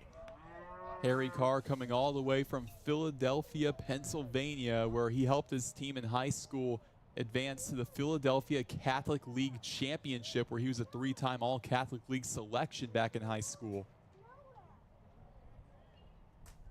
Now here, his 1-1 pitch is chin music he has to back down from as that one whizzed right by him. Move the count 2-1. A sweet chin music right there from Alex Burden, high and in with the fastball. 2-1. I wonder if he goes back to his slider that's been oh so beautiful today. He does just that, but can't paint the zone with it. Kalk dropped it on the way in, and the count now 3-1. I mean, what can I say? Am I some kind of psychic? Maybe you've watched some baseball in your day. I think that's more like it. As it'll be a 3-1 spot from Burden to Carr. The pitch is poked backwards and will need a payoff. So now in a 3-2, this is more critical than you think. Burden, he's going strong into this 4th inning, but I'm getting deja vu from Jaden Bitter yesterday, who was going strong into the 5th. The wheels kind of fell off, but now in a 3-2 against Carr, this is a big proving moment for Burden to show that he has it. Could dictate the future of his outing. He'll need another as a looping slider clocked at 72 was poked at the last possible moment from the .324 hitting freshman Harry Carr. 0 for 1 today with the strikeout that ended the first. And there is activity in the Ball State bullpen, but that is to be expected on bullpen day no matter the situation. Burden looks to keep that out of his mind. His 3-2 pitch. Swung at and missed. He elevates the fastball and gets the punch out. Forced to grab a chair and heading back to the dugout with a shaken head is Harry Carr. It's the 3rd K of the day for Alex Burden. Alex Burden making it look easy, fooling the youngster in Harry Carr with that rising fastball. But now you get to Danny Barbero, a guy that so far today has walked in his lone plate appearance.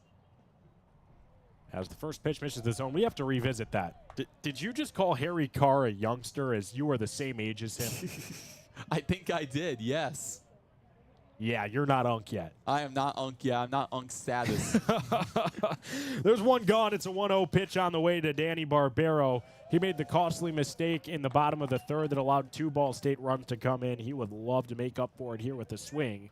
As the miss has the count 2-0 with 1 away and the base is empty in the visiting half of the 4th. It makes you wonder if that'll translate into being more aggressive here, trying to be a bit of a hero perhaps. Instead, he's very patient and rightfully so. His count now 3-0 after an off-speed pitch clocked at 71 was left low of the strike zone.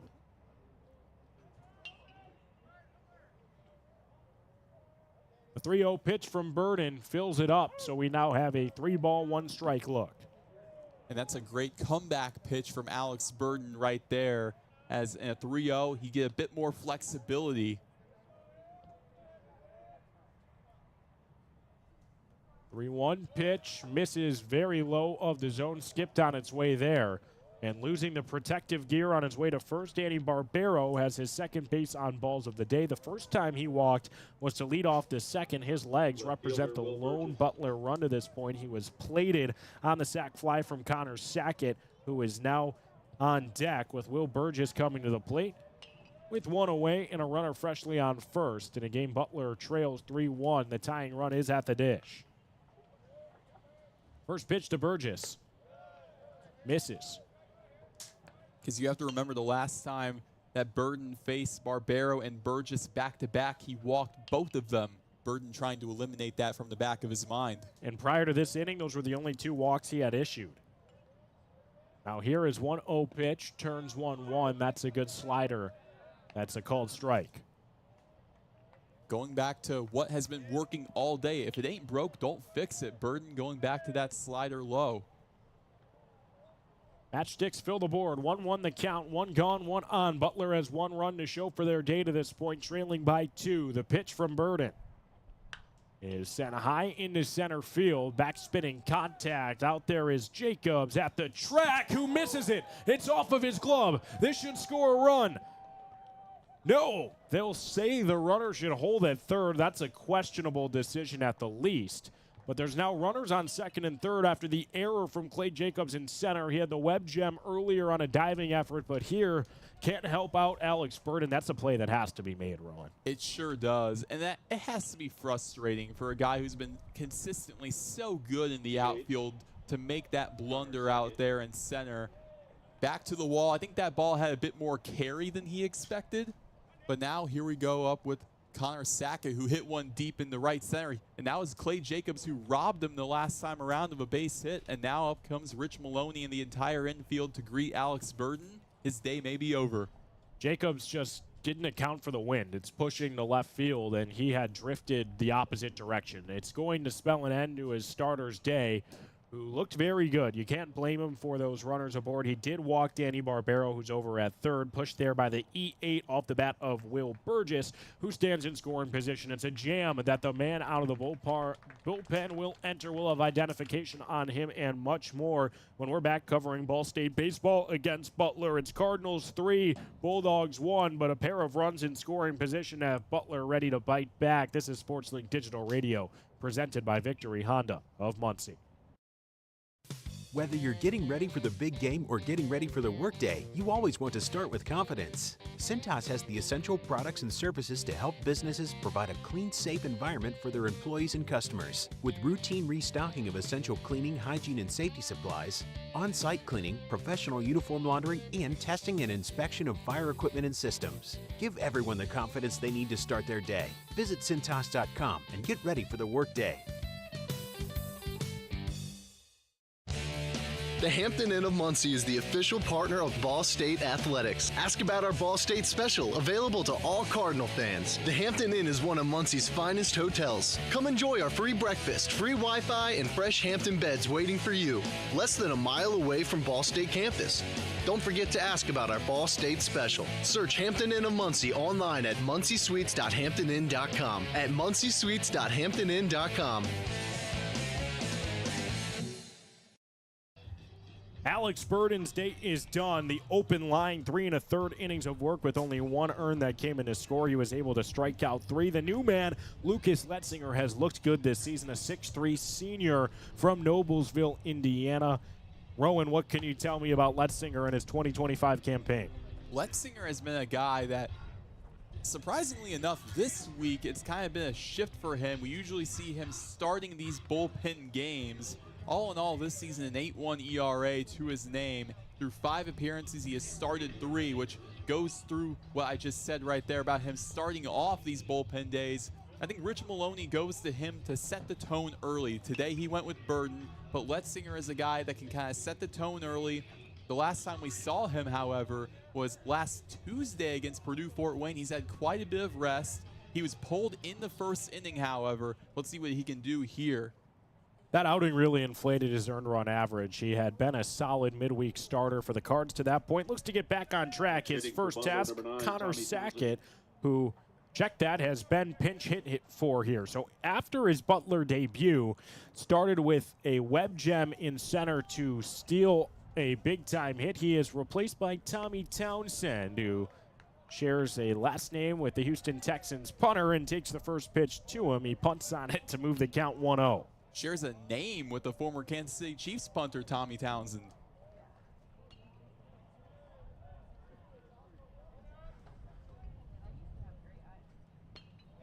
Takes a second consecutive miss. It's a pass ball. No effort at the dish, and the run comes in to score. Both runners move 90 feet. Danny Barbero gets run number 2 for Butler. Over to third is Will Burgess. The Cardinals lead down to 1. Call it 3-2. Little surprised there to see no throw to the plate. Yeah, you have to at least give it an effort. Call could have underhanded potentially. It would have been a tight play either way, but at the same time, an unfortunate start. As the start to the day for Letzinger is now a 3-0 count with a pass ball that scored a run. It was still only 1 away. The tying run is 90 feet from scoring for the Bulldogs. Extra damage at the dish. 3-0 pitch. Misses low, and it's a 4-pitch walk to Tommy Townsend. It would have to be interesting growing up with the name Tommy Townsend. You Google yourself, you're never going to pop up. He's an NFL punter who spent time in Kansas City and Houston. But Tommy Townsend has plenty to show for his campaign as well. The sophomore hitting .292, just reached on a base on balls and brings up Ian Shea, the starting brings up Zach Muntin, the starting catcher for this Bulldogs group, with Ian Shea on deck. After the 4-pitch walk, it's another miss. This one is beaming Zach Muntin, and Lucas Letzinger does not appear to have his stuff, Roen. Yeah, and that has to be unfortunate, especially when you come off not your best outing against Purdue Fort Wayne a week ago. You've had quite a bit of time to sit on it, think about it. Not the best start, but easier said than done. You kind of have to put that behind you. With 2 in scoring position with 1 out. Now you bring up Ian Shea. The sac fly is in play. That's the big thing. He's just got to hit anything out into the outfield, and Butler can tie this ball game. Well, Justin Wexler, the pitching coach for the Cardinals, was halfway to the infield before heading back and opting not to have a pitching meeting. Works momentarily, called strike is how Shea's AB starts. The count's 0-1 with 1 down. Bases are loaded here in the top of the 4th, where Butler's already tallied 1. They trail it 3-2. Go ahead run on second. Extra damage on first as the 0-1 kick turns 0-2 with a good swing and miss generated on a slider. Yeah, back-to-back sliders from Letzinger. Just go with, I think this is exactly what he's thinking too, is you got to find the zone, find the strike zone, and you go with your most comfortable pitch, and that is a slider. Find whatever pitch you can command and hammer it. Letzinger right back to it and forces a wagon miss. 3-pitch strikeout of Ian Che couldn't have come in more timely accord. There's now 2 down, and Butler looks to avoid stranding the bases loaded with the lineup turning over for Ryan Drum. I've talked to Rich Maloney a few times, and he said the number one thing he looks for in his players is resilience. And Letzinger, the definition of resilience right here. He's in a jam, but not letting it affect him. The story of his day will be dictated by this plate appearance. First pitch to Ryan Drum, a slider outside of the zone to the right-handed bat. Has the count 1-0 with 2 away and a traffic jam aboard the path. Cardinals gripping onto that 1-run lead for dear life. The 1-0 nearly wild. What a stop from Kalk on the outer edge, who dives to keep it in front of him and keep this game tied at least momentarily. If you're Max Kalk or really any Cardinal fan right there, that's one of those plays where you just take a massive sigh of relief as he throws it back to the pitcher's mound. Letzinger's got to locate. His 2-0. Does just that. It's hammered foul backwards into the netting, protecting the grandstand from Swiatek Stadium. So the count now 2 balls and 1 strike with 2 away and the bases loaded in the top of the 4th inning, where Butler is looking to battle back. They trail it 3-2, but have already scored 1 here. The 2-ball, 1 strike delivery. Turns 2-2 with the long strike that ultimately does wind up in the parking lot. And that one had a real chance of doing some damage with the launch angle. Yeah, my Toyota RAV4 might be singing the blues right now. Douches go wild. 2-2 the count, 2 down. Butler has 2 runs to their name. The pitch. Letzinger lets it get hammered up the middle. This one will score a run. Game's tied. Now Butler has the lead. 2-run shot to center field that lands and is able to plate both Will Burgess and Connor Sackett. Zach Munton moves himself to third. It's a 2 RBI single for Ryan Drum. And it's not going to get easier. As a matter of fact, it's about to get a whole lot harder with Jack Marachnik up. He's 2 for 2 today. Letzinger, his first time facing him, he's got runners on the corners with 2 outs. All you need is 1 out, but still, you trail 4-3 now here in the top of the 4th. A 3-run 4th inning for Butler. First pitch to him.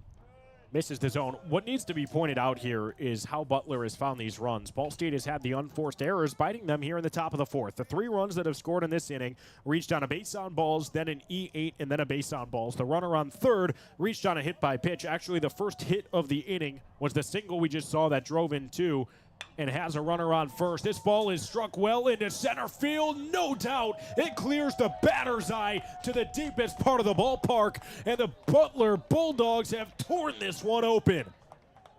My goodness. 3-run shot and a big one. Butler 7, Ball State 3. Bombs away for Jack Marachnik, his 12th home run of the season right there. Couldn't have come at a better time, just what the doctor ordered for the Bulldogs. Now, here we go, like you said, a 7-3 ball game. Rich Maloney going out to discuss with Letzinger. This may be the end of his day. Potentially, you see everybody coming out of the dugout, and we see some action in the bullpen. It looks like that will be the end of Lucas Letzinger's day after giving up that 3-run shot to dead center. Jack Marachnik moves to 3 for 3 on the campaign. He's eyeing that #1 batting average spot in the nation. You mentioned it. It was his 12th big fly of the season. The kid is nothing short of electric, and it ends Lucas Letzinger's day. And also for Marachnik right there, he just tied for what is now the most home runs in the entire NCAA. Tied for first with 12 home runs in the country. We'll have identification on the man out of the bullpen to deliver to his new battery mate in Kalk.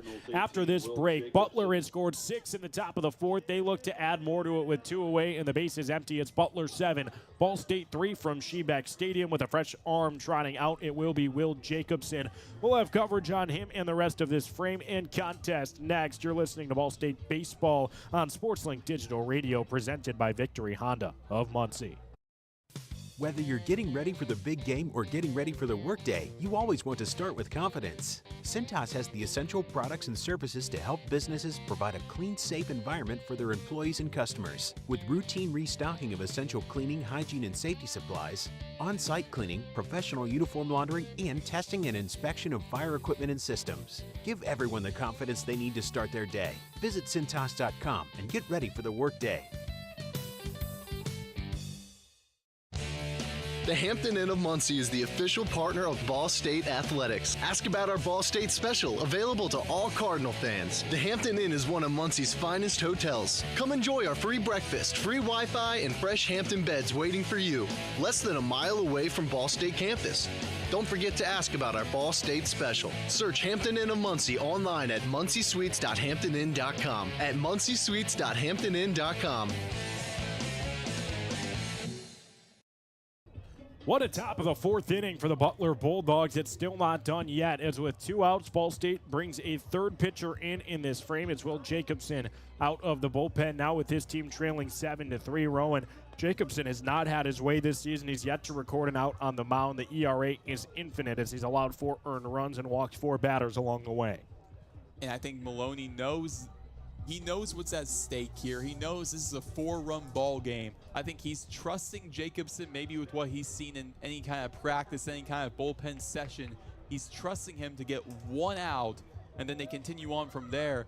But for Jacobson now to be the second arm used in this contest, or the third arm, I should say, used in this contest for the Cardinals, he now has to face a really solid, and by really solid, I mean very good, third in the nation in batting average, and Jack Bello for Butler. It's not going to be easy. It's a tough first task for the 7-foot left-handed arm. With the bases empty and 2 outs, is ready to fire his first pitch of the day. Unique arm slot finds the zone for a called strike of Jack Bello. The count 0-1 with Butler up 7-3 in the visiting half of the fourth. Jacobson gets a fresh grip on the leather-on laces. His pitch is sent foul, out of play down the first base side. Quickly up 0-2 is Jacobson. This would be a big spot to find a quick out against one of the best players in this Butler lineup. It's a confidence booster, getting your first batter out of the season. He looks to do just that. The 0-2 pitch. Swung at and missed. It's a 3-pitch punch out for Will Jacobson. Feel-good moment for the 7-foot left-handed arm. All 3 outs in the top of the fourth come by the way of the strikeout. The unfortunate news for the Cardinals, 6 runs were plated along the way. The score is Butler 7, Ball State 3 as we head to the home half of inning number 4, where the top of the order is due up. It'll be Richter, King, and Grego for the Cards. Looking to battle back next. This is Ball State Baseball on SportsLink Digital Radio, presented by Victory Honda of Muncie. Whether you're getting ready for the big game or getting ready for the workday, you always want to start with confidence. Cintas has the essential products and services to help businesses provide a clean, safe environment for their employees and customers. With routine restocking of essential cleaning, hygiene, and safety supplies, on-site cleaning, professional uniform laundering, and testing and inspection of fire equipment and systems. Give everyone the confidence they need to start their day. Visit Cintas.com and get ready for the workday. The Hampton Inn of Muncie is the official partner of Ball State Athletics. Ask about our Ball State special, available to all Cardinal fans. The Hampton Inn is one of Muncie's finest hotels. Come enjoy our free breakfast, free Wi-Fi, and fresh Hampton beds waiting for you. Less than a mile away from Ball State campus. Don't forget to ask about our Ball State special. Search Hampton Inn of Muncie online at munciesweets.hamptoninn.com. At munciesweets.hamptoninn.com. The top of the fourth saw fireworks fly and balls leave the yard as Butler had 2 hits but 6 runs, seeing 3 different arms to put themselves on top 7-3. It's Alex Thomas back out for what will likely be his first full inning of work. He'll deal with Richter, King, and Grego. Roen. Butler had it all firing in the top of the fourth. They sure did, yeah. 6 runs in that top of the fourth inning, 6 of their 7 on the day. Ball State, all in all, in that inning, used 3 different pitchers in Alex Burden, Lucas Letzinger, and then you end it with Jacobson, who got the final 3 strikes, his first out of the season. Now you lead off with Alex Richter for the Cardinals, lefty on lefty. Dreaded matchup in baseball. The first pitch of the frame, a called strike. That is a competitive pitch from a left-handed arm to a left-handed bat as it slid away from Alex Richter and was in there for a called strike. 0-1 is how the bottom of the 4th starts with the wind blowing directly to left field. Richter would love to go oppo. He takes a swing in an attempt to do such, but barely makes contact, and the count now 0-2. And the unfortunate part for the Cardinals is their first 2 hitters are lefties, so you have that lefty-on-lefty matchup. However, Grego, the switch hitter, for a rare occurrence, he will be batting righty. Richter will look to make sure that he has some damage on the path in Grego by the time he gets up to the dish. He fouls one away, and his fight will rage on. The count still 0 balls and 2 strikes to the leadoff man in the inning and the order here in the bottom of the 4th. Looking to battle back as Ball State trails for the first time today behind a 6-run top of the 4th. It has Butler up 7-3. The 0-2 pitch is waved at and missed high of the zone, elevating the heat. In a big spot, Alex Thomas able to pick up his 2nd strikeout of the day since entering out of the pen. And it's tough for a guy like Richter, who is typically very patient. When you're down 0-2, it's a dogfight. You have to really battle your way back. It's a very impressive strikeout. The guy who doesn't do it often got Richter to chase high. There's now 1 away for Houston King amidst an 0-for-2 day where he grounded into a 3-6-1 rarity of a double play back in the 1st and then popped out to center field in the 2nd. First pitch to him forces 23 to back down, the count 1-0. Houston King so far today right now 0-for-2. He grounded into a double play his first time around. Here in a 1-0, let's see how he battles against the fellow lefty. Second pitch to him puts matchsticks on the board as it's fouled away, and the count goes 1-1 with 1 away and nobody on. And really, this is all about teeing up Grego and potentially Hasofsky, right-handed batters back-to-back, and then Beavis after. So after this, you have 3 straight righties. Big spot, the 1-1 pitch. Swing checked. He did go around, and the count goes 1-2. And that's unfortunate. It's a very 50-50 call there with King. Now you move to 1-2 rather than 2-1. That's a big difference on Houston King. That it is. These 2 squads oh so familiar with one another. Ball State poached Butler's football coach as Coach Jeremovich will steer the ship for the Cards this upcoming season on the 100-yard field. And a pitch that misses to King as the count 2-2 for foes that really are right across the road from one another. Yeah. Oh, yeah. And now you saying that just gets me excited for the new football regime with Coach Jeremovich. Completely turned around the program at Butler. As the 2-2 pitch is weak grounding contact that bleeds its way to second. 4-3 put away of King. Makes quick work of the first 2 outs of this inning. Revisiting the football realm. How about it for Butler? Under Coach U, ranked in the top 25 nationally of the FCS poll. It's a group that was really solid this past season. Oh, yeah, and I was discussing with NFL Hall of Famer Tony Dungy, and he was saying Ball State's getting a good one in Coach Jeremovich. So if he gets the seal of approval from him, I think that I tell you what he will bring to the table. Well, Peyton Manning gave the Jets the vote of approval for Adam Gase. I don't know. Ball State looks for a different result than that, but in the matter at hand, it is a baseball contest that Butler leads 7-3. That's a football score. Exactly. But the thing with Grego here, he's got 2 outs, but the last time he had nobody aboard with 2 outs, it was liftoff into right field. He's 2 for 2 today, has scored 2 of the Cardinals' 3 runs, and his 1-0 pitch turns 1-1 with a shooter into the parking lot. You mentioned it. 2 outs, nobody on in the bottom of the 4th. Ball State trailing by 4. Alex Thomas has come in and shut the door on this Cardinals offense.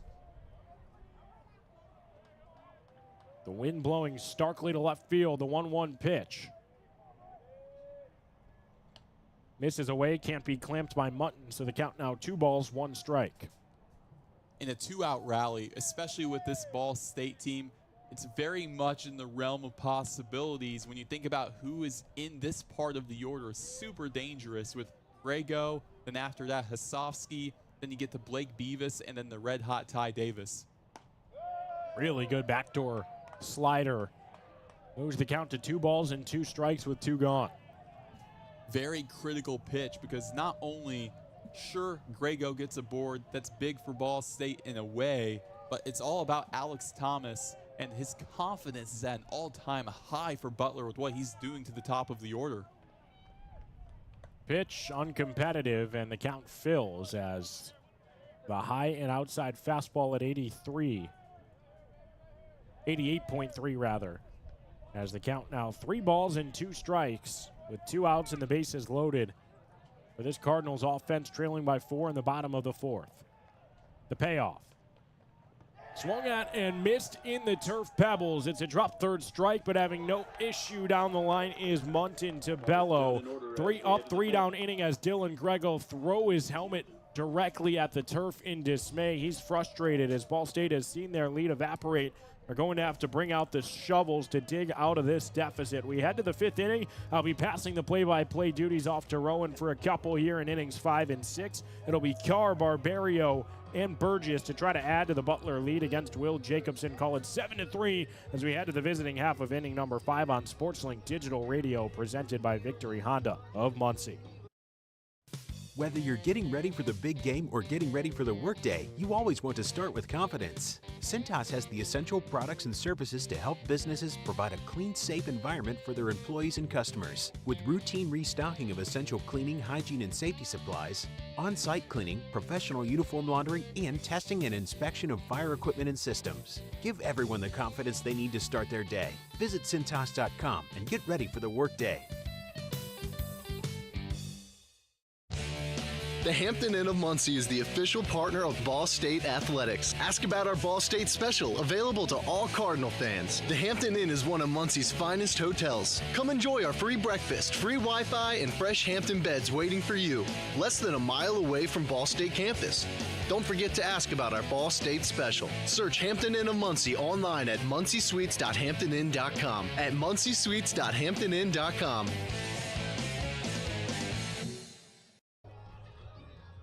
Top of the 5th action here at Shebeck Stadium. 7-3 Butler out in front over the Cardinals. I'm Roen Elbert, joined by my partner AJ Swiatek. Will Jacobson back on the mound for potentially his first full inning of action here for the Cardinals. Last time around faced 1 batter, got his very first out of the season. Due up for Butler here at the top, it's Harry Carr, the shortstop, followed by Danny Barbero and Will Burgess.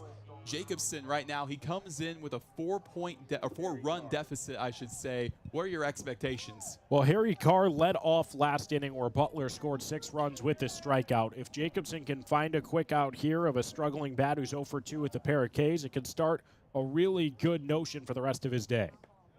First pitch slider in the lefty-on-lefty matchup, misses low and away. Jacobson, a statue at the pitcher's mound, 7 foot tall. As he leans down, he's ready to fire away on the 1-0 to Carr. Lets it fly. Back to the breaking ball, fouled in the air deep on the left side. We continue on, 1 ball, 1 strike to the leadoff man, Carr, who so far on the day is 0 for 2 with a pair of strikeouts. Not every day you see a 7-foot lefty. Jacobson looks to use the most of his ideal and unorthodox frame. Here's the 1-1 pitch. Goes back to the slider, unable to bite the zone on the downward corner, low and away. A 2-1 count now to the leadoff man, Carr. Freshman shortstop has had an up-and-down campaign, but all in all, it's been phenomenal for number 4. The 2-1 pitch is somehow able to catch the zone on the outside part. We see Jacobson now in a 2-2 count. He's going slider, slider, slider, going with his most comfortable pitch with these breaking balls. Look for an elevated fastball to reset the eyesight here before a potential full count pitch. The 2-2. Goes back to his breaking ball. Again, misses low and away. Full count at the plate for Harry Carr, a guy who has a .407 on base. Looking to up that percentage here. It's not often you see a guy start an inning with 5 consecutive sliders. Kind of puts him into a corner here in a payoff spot. The payoff pitch. Rocked up the middle, ground ball, gets through to center field. A leadoff single for Harry Carr. Butler had a red-hot 4th inning, continuing it on in the 5th. Now 7 of 9 in this Butler lineup have reached in some accord today. Harry Carr moves to 1 for 3 with a leadoff single. That brings up Danny Barbero, who has scored 2 runs today with a pair of walks to his name. He has done a really good job of staying patient at the dish. Jacobson against a right-handed batter. He's a lefty. The first pitch. Slider is cranked into deep left field back towards the warning track. Caught by Houston King for the first out. Carr having to run back to first base where he originally was. So 1 down here in the top of the 5th inning. Cardinals still trailing 7-3 to the Bulldogs on a overcast day at Shebeck Stadium. It started off sunny. The clouds coming in, wind blowing out to the left. The first time Ball State's got rid of Barbero today, and had that been a metal bat with all the wind going to left, you'd expect it to be a home run, just sort of stalled up on the warning track for out number 1. First pitch, and it's a pickoff move on Carr, not in time. We move to Will Burgess, a left-handed batter for the Bulldogs, batting .316, the junior. He comes from Montgomery College, his first season at the Division I level. The first pitch from Jacobson, potentially on its way. Here it goes. He goes with a bit more heat that time away, catches the outside part of the zone for strike 1. We begin 0-1 on Burgess. Clocked at 83 miles per hour. We'll see which Will wants to outwill one another. It's Will Jacobson and Will Burgess. Burgess reached on the E8 last inning, would be driven in to score. Jacobson, the 0-1 pitch. Goes back to the slider, bites the outside part of the zone. 0-2 the count. I think it comes down to who has more of a will to win this battle here. Absolutely. This is a big spot. Butler can add to a 4-run lead. They scored 6 in the top of the 4th and look to carry that momentum here into the visiting half of the 5th. Here's the kick, and then a pickoff move over on the first base side on Harry Carr, not in time. Carr on the base pads has only stolen 1 bag all season on 3 attempts. He's been caught twice. The pick moves feel more rhythmic than anything as Jacobson looks to get into a flow. They weren't too competitive to this point. 0-2 pitch.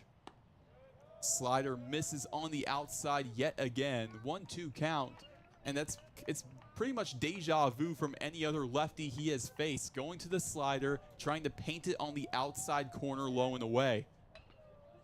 Jacobson, 1 ball, 2 strikes, looks over at first. Now the pitch, but before that, goes to the pickoff move. Again, not in time, like you've been saying, not very competitive with these pickoff moves, just trying to get into a rhythm with 1 aboard, 1 gone here at the top of the 5th. Jacobson's found success with that slider to left-handed bats. 1-2, he brings the heat, gets them looking. Backwards K for Will Jacobson, 2 gone in the top of the 5th. A runner on first for Butler. That'll bring up Tommy Townsend, the left-handed batter for the Bulldogs. It goes without saying this is far and away the best Will Jacobson we've seen to this point in the season. 2nd strikeout in the early goings of his outing. If he can get an out here and extend himself into the 6th, really good signs going forward for the 7-foot lefty. First pitch to Townsend. Slider bites the zone on the outside part yet again. Low and away, very similar location most times. I'm sure if we saw a graph of where these balls have been landing, it would be very, very similar. It would be a big blob in that lower away corner. 0-1 on the way, but before that, he's in a jam. Carr takes off for second, sends it to first, back over to second. He got him. Ty Davis throwing him out over to Dylan Grego, standing on the second base bag. And that'll do it for the top of the 5th inning. Bottom of the 5th coming your way. Butler holding a 7-3 advantage over Ball State. We'll be right back. You're listening to Ball State Baseball on SL Digital Radio, presented by Victory Honda of Muncie. American Pest Pros is the official pest control partner of Ball State Athletics. We protect your home or business and guarantee year-round protection from insects and pests. Ask about our Ball State special, available to all Cardinal fans. Our pest control program is the safest and most effective in the industry. Even if you tried a different service and it didn't work, we'll fix your problem, guaranteed, or your money back. Visit AmericanPestPros.com. That's AmericanPestPros.com. And don't forget to ask about our Ball State special. Ball State fans, who needs batteries? Your locally owned Battery Masters have batteries for cars, boats, golf carts, cell phones, watches, key fobs, pay-per-go toys for kids, and more. Bring your rechargeable batteries back to life for drills, shavers, dustbusters, and more. All Ball State fans receive a free battery checkup. Just mention Charlie Cardinal. Battery Masters is conveniently located on the corner of Walnut and Centennial, next to Mini Trista. Check us out online at batterymasters.com. Go Cards! Bottom of the fifth action here at Swiatek Stadium, home of the Ball State Cardinals, where they play host to the Butler Bulldogs. So far hasn't gone in the Cardinals' favor. They trail 7-3, and a new pitcher, a new face on the hill for Butler. It's Tate Foxen, the third pitcher they've used today. Foxen making his first relief appearance of the season. He's had 5 starts to his name, an 11.2 ERA, an 0-1 record, 13 innings pitched. He's allowed 17 earned runs, and he'll have to face Hosofsky, Beavis, and Davis for the Cardinals as we go 4 through 6 in the Cardinal lineup. Tate Foxen has one of the strangest pitching motions from the windup you'll see in modern baseball. We were talking about it briefly off air. It's straight out of the 1920s. This guy looks like he's removed from a century ago, as the rocking motion followed by a really long pause at the top of his delivery leads to, all in all, a pitch that will take about 3 seconds to deliver. We'll see if it's able to throw off the cards. To this point this season, it's worked in the opposition's favor as they've been able to read this kid really well. 11.2 ERA with a big sample size. This is an opportunity for the Cardinals to capitalize and battle back a bit from their 7-3 hole. And with that windup looking like the reincarnation of Cy Young. First pitch in the righty-on-righty matchup. He goes fastball high and in 94 miles per hour right there from Foxen. Misses for a ball, but still bringing the heat. Foxen sets it up. The 1-0 pitch. Goes slider low and away. Hosofsky able to keep his swing in check. He did not go. 2-0 count early to lead us off in the bottom of the fifth. But for a 2-0 count, about as good of a start as you could ask. The kick pitch. Fouls it back to the backstop. 94 miles per hour yet again. Tate Foxen, so much heat. Probably one of the fastest pitchers we've seen not only today, but really all season against the Cardinals. And a stark difference from the first 2 arms Butler used as well. This is a major change of pace after a couple of finesse arms. The 2-1 pitch. He goes back to a breaking ball, misses in the dirt, 3 balls, 1 strike. As we saw the first pitcher, Benjamin, that they used, he was touching with the fastball around 86, 87. The 3-1 to Hosofsky. Fastball down Broadway, strike 2. A full count at the plate for Hosofsky with Blake Beavis on deck for the Cardinals as we open up the bottom of the fifth, a 7-3 Cardinal deficit. He gets his signs. Now Foxen, the payoff pitch. It's a grounder that goes foul on the first base line. Had it been fair, would have been absolutely rocked to the first baseman Bello. We continue on with a 3-2 count. This is a really interesting arsenal from Foxen, nearly touching 95, call it 94 and 9/10 on the fastball. He pairs it with off speed that's well over 10 miles an hour slower. 3-2, unable to catch it on the outside. Nick Hosofsky, a leadoff walk for the Cardinals. That sets up Blake Beavis into the box with a runner on first and nobody out to start the bottom of the fifth. It's a well-fought base on balls from Nick Hosofsky. He remained patient and waited for his pitch, and he earns his way over to first. For Hosofsky, that his 7th walk of the season, 2nd of the day. He's 1 for 1 with a run on the contest. Blake Beavis 0 for 2 today, however, going into this game with a .292 average. The first pitch goes to a fastball, misses low and away to the right-handed batter. It's righty on righty. We begin 1-0 to Blake Beavis. On deck for the Cardinals, it's Ty Davis. Foxen takes a deep breath. The 1-0 delivery. Check swing as it goes right down the middle. Will not matter, a strike nonetheless. 1 ball, 1 strike on Beavis. Perfect location and took a little speed off of it to do it. That's a trade-off I'm perfectly fine with. That fastball sat at 90 miles an hour, but it was perfectly laced on the outer side of the zone. Foxen The 1-1 pitch, but before that, he sends it over to first to Hasofsky on a pickoff move. He slides in Superman style to the bag, not in time on the throw. This is interesting. From the windup, Foxen went all the way from the side of the rubber. Now from his stretch, he's perfectly centered on it, but opens his stance. He shifts a bit.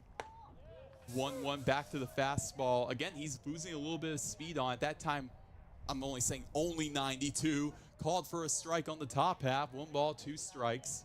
Clearly generates more force and torque when working from the windup. We'll see how comfortable he is in a 1-2 spot from his stretching motion. Another pickoff move on Hasofsky. Again, not in time. Hasofsky on one knee as he goes back into the bag at first. 1-2 count. Foxen, he has Beavis where he wants him. Looks down, but before that, he sends it over to first. Pickoff move not in time. That one looked a little bit more competitive on that pickoff throw.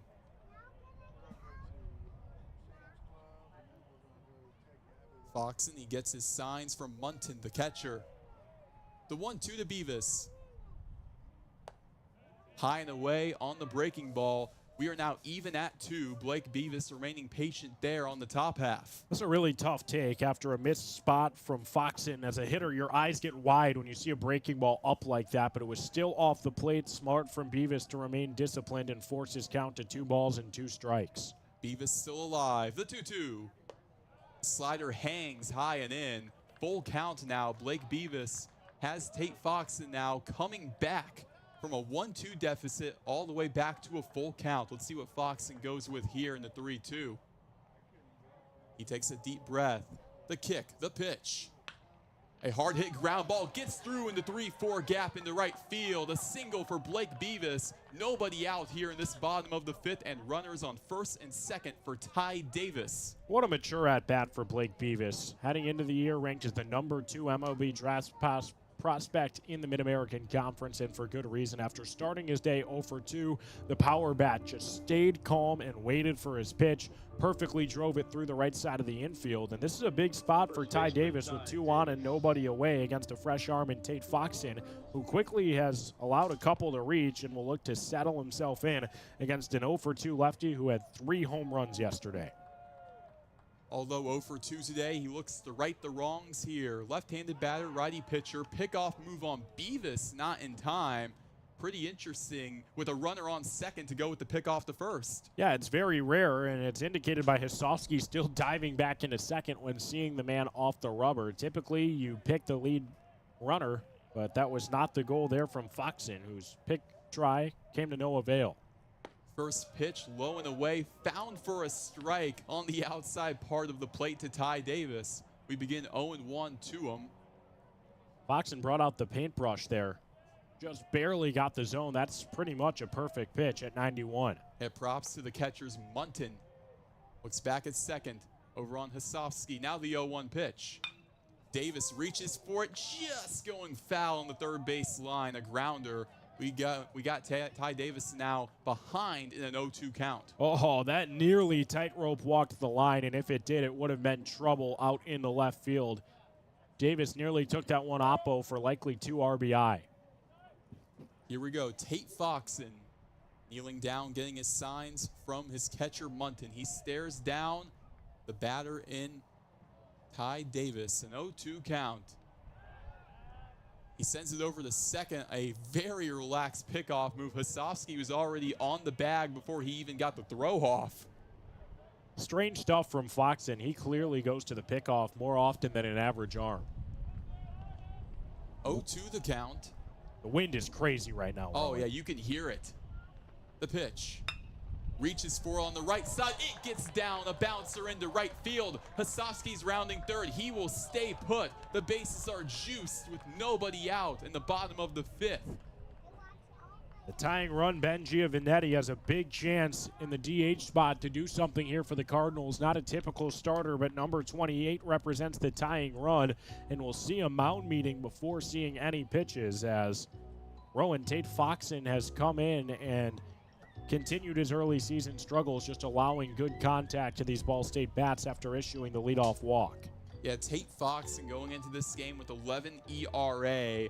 And that's due in large part to, in 13 innings, giving up over 17 earned runs. You know it's bad when you give up more earned runs than innings pitched. But now Ben Giovannetti looking to be the hero here, or at least get some kind of momentum swirling in the Cardinals' direction in the bottom of the 5th. Ball State trails 7-3 to Butler right now. They do not go with the change as Blake Beemer steps away, the coach for Butler. And we continue on with Tate Foxen on the mound for the Bulldogs. The base is loaded for Giovannetti, who has 5 RBIs on the season and a home run to his name. So far today, Giovannetti is 1 for 2 with 2 RBIs. 2 of his 5 ribbies on the year have come in this contest. He can stay hot, as his last time up was the 2 RBI base knock. A single here would likely have the same result. Righty on righty our matchup. The first pitch to Giovannetti. Fastball finds the zone right down the gut. We begin 0-1. And it's really clear that Foxen looks and feels infinitely more comfortable when working from his windup, which he's back to here with runners all over the bases. Again, nobody out. The 0-1 pitch. Giovannetti pokes it foul on the right side. We continue on with an 0-2 count. Giovannetti playing from behind now, with Max Kalk on deck for the Cardinals. That fastball was 96 miles an hour, Roen. 0-2. That time goes to the slider low and away for a ball, as Giovannetti was just able to keep the swing in check. When you go from a fastball at 96 to a breaking ball sub 80, that is almost impossible to lay off. A very impressive take from Giovannetti. The 1-2 pitch. Low and away back to the slider, misses on the outside part. Now the catcher, Munton, he meets him halfway between the mound and home plate. Now he goes over with Foxen to the mound, discussing what's next. In a 2-2 count to Ben Giovannetti. The bases are loaded here in the bottom of the 5th. Butler holding a 7-3 lead over the Cardinals. This moment in time really feels like a boiling point in this contest. Butler leads at 7-3 in the bottom of the 5th, but Ball State has the bases loaded and the tying run at the plate in a 2-2 count. Ben Giovannetti with nobody gone. Yesterday, Ball State against Valparaiso put up 4 runs in the bottom of the 5th. It was a big turning point in that contest. They look to do the same here. 2-2 to Giovannetti. He goes fastball 96 right there on the mark. Low and away, misses. A full count at the plate for Ben Giovannetti.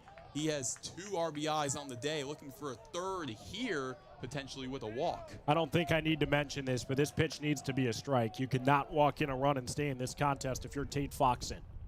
3-2, and he did just that. Low and away, misses, and that makes it a 7-4 ball game. An RBI walk for Ben Giovannetti, and Max Kalk now up to the plate for the Cardinals in the 8-hole. Kalk 1 for 1 today. He singled in the 2nd and was hit by a pitch in the 3rd. He's the go-ahead run with the stick on his shoulder, but we'll be seeing a new arm. Yep, Tate Foxen, his day is over. He faced 4 batters, and all of them reached first base, whether it be via a single or a walk. That'll take us to a quick commercial break here in the bottom of the 5th inning. The Cardinals have made this a 3-run ball game as Butler makes a change. We'll be back with the ID of the new man on the mound. Butler a 7-4 lead. We'll be right back. You're listening to SL Digital Radio, presented by Victory Honda of Muncie. American Pest Pros is the official pest control partner of Ball State Athletics. We protect your home or business and guarantee year-round protection from insects and pests. Ask about our Ball State special, available to all Cardinal fans. Our pest control program is the safest and most effective in the industry. Even if you tried a different service and it didn't work, we'll fix your problem, guaranteed, or your money back. Visit AmericanPestPros.com. That's AmericanPestPros.com. And don't forget to ask about our Ball State special. Ball State fans, who needs batteries? Your locally owned Battery Masters have batteries for cars, boats, golf carts, cell phones, watches, key fobs, pay-per-go toys for kids, and more. Bring your rechargeable batteries back to life for drills, shavers, dustbusters, and more. All Ball State fans receive a free battery checkup. Just mention Charlie Cardinal. Battery Masters is conveniently located on the corner of Walnut and Centennial, next to Mini Trista. Check us out online at batterymasters.com. Go Cards!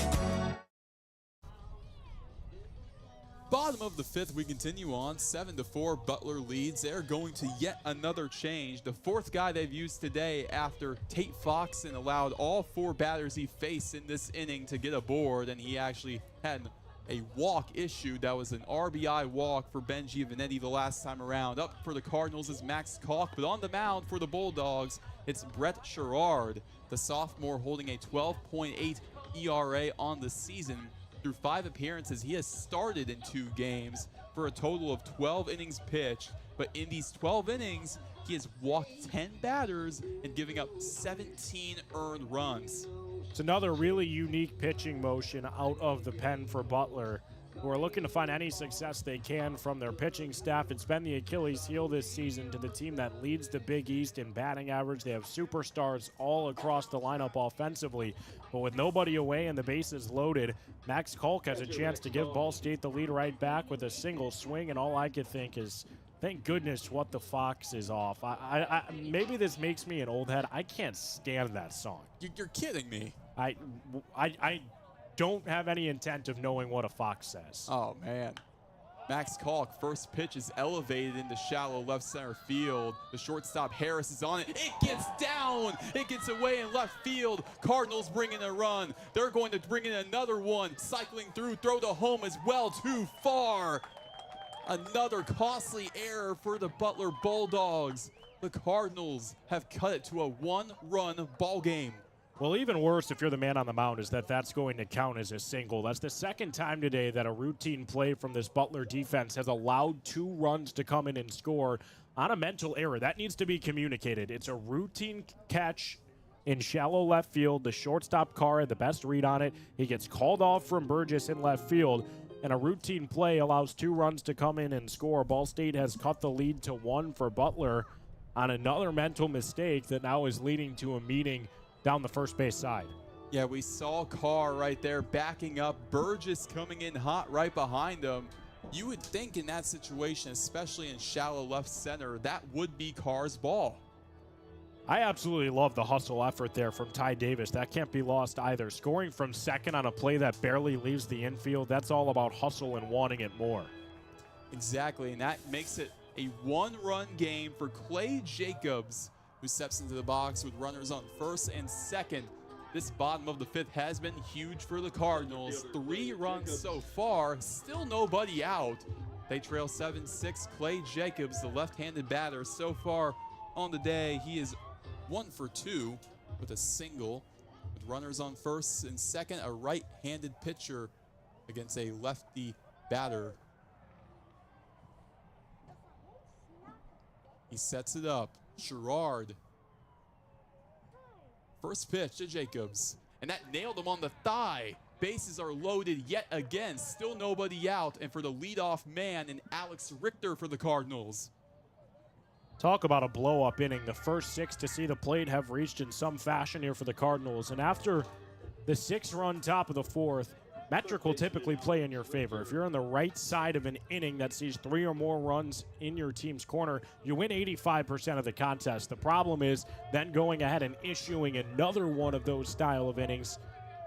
And when Ball State is striking, it feels like they are hitting on all cylinders. With the bases loaded, Alex Richter a real threat to either A, walk in a run, or B, clear them all with a big fly.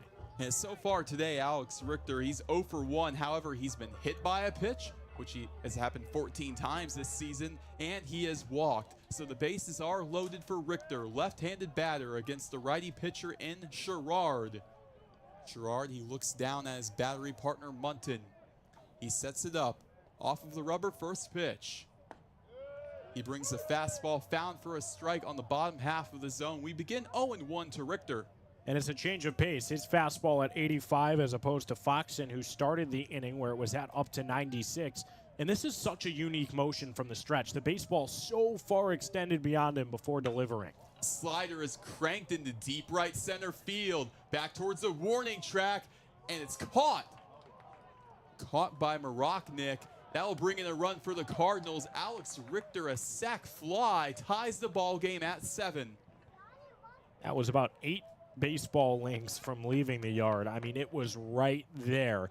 But still a really good team AB from Richter, who drives in Ben Giovanetti from third. So there's runners on first and second with 1 away, and the contest now tied at 7 behind an offensive onslaught here in the bottom of the 5th. Houston King is now up with runners on first and third. Runners on the corners for the Cardinals. Sherrard, after giving up the sac fly to Richter, at least you get one out here in this bottom of the fifth. Ball State has tacked on 4 runs in this bottom of the fifth to tie the game at 7. King in the box for the Cardinals, left-handed batter. Sherrard sets it up. The first pitch on its way. Well inside at the knees. King has to take a step back. We begin 1-0. That one forced him to bunny hop out of the way of it, and it's clear that Sherrard is having a hard time locating the outer parts of the zone, and when he hangs it over, it allows Alex Richter to do what he just did, bringing in the tying run. So it's a tough spot here for number 24 on the bump. A pickoff move over on the first base side, not in time on Clay Jacobs. So we continue on with a 1-0 count. Jacobs, you're looking at a guy that can be, at any given point, a stolen base threat. 11 stolen bags to his name. Sets it up now. The 1-0 pitch from Sherrard. King elevates it on the left side. It goes well foul, just south of the Cardinals bullpen. We continue on with 1 ball and 1 strike to King. Seen 2 home runs already in this one. This is a very hitter-friendly park, and the wind is just continuing to thread its way to left center field. That would play in advantage of Houston King here. King, who's 0 for 3 today, looking to right the wrongs. 1-1. This time he goes with his fastball touching 86 miles per hour, unable to catch the outside part of the plate to the left-handed batter. 2 balls and 1 strike now on Houston King. The sac fly in play with a runner on third base. Another pickoff move not in time on Clay Jacobs at first base. On deck for the Cardinals, it's Dylan Grego.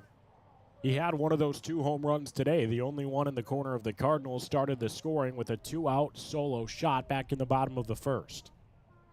The 2-1 pitch goes back to the fastball, unable to catch it on the top half. 3 balls and 1 strike now on Houston King. And you mentioned it, Dylan Grego has been clutch all season, and he's been doing it today. Kings in the 3-1.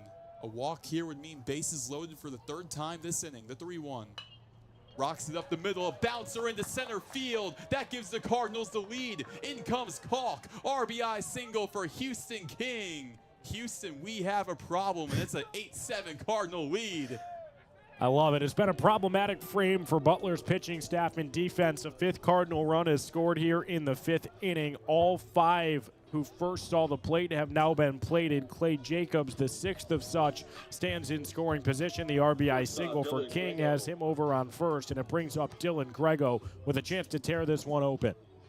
Grego batting lefty this time around. Last time he was batting righty. He's 2 for 3 today. He's actually 2 for 2 when he bats lefty, including a solo home run. Looks back at second. Now the pitch. First pitch is a fastball on the outside part of the zone, unable to bite it on Grego. 1-0. The Cardinals have runners on first and second here in the bottom of the 5th inning. They have tacked on 5 runs to take the lead, 8-7. Sherrard takes a deep breath. The look back at second. The kick, the pitch. He goes back to the fastball, touching the highest velo we've seen today at about 86.5 miles per hour, right down Broadway for strike 1. Nick Hasofsky on deck for Ball State. The Cardinals have a very dangerous part of the lineup up right here with Grego, Hasofsky, and Beavis potentially due up. The 1-1 pitch. High and away, back to the fastball. Sherrard going with more velo. 2 balls, 1 strike on Grego now. This is the 9th bat Ball State has seen to the plate this frame. Bat around here with Hasofsky on deck and Beavis in the hole. A couple of guys on the frame. Ball State's already scored 5 and regained the lead. Cardinals and Bulldogs battling in the middle part of this contest.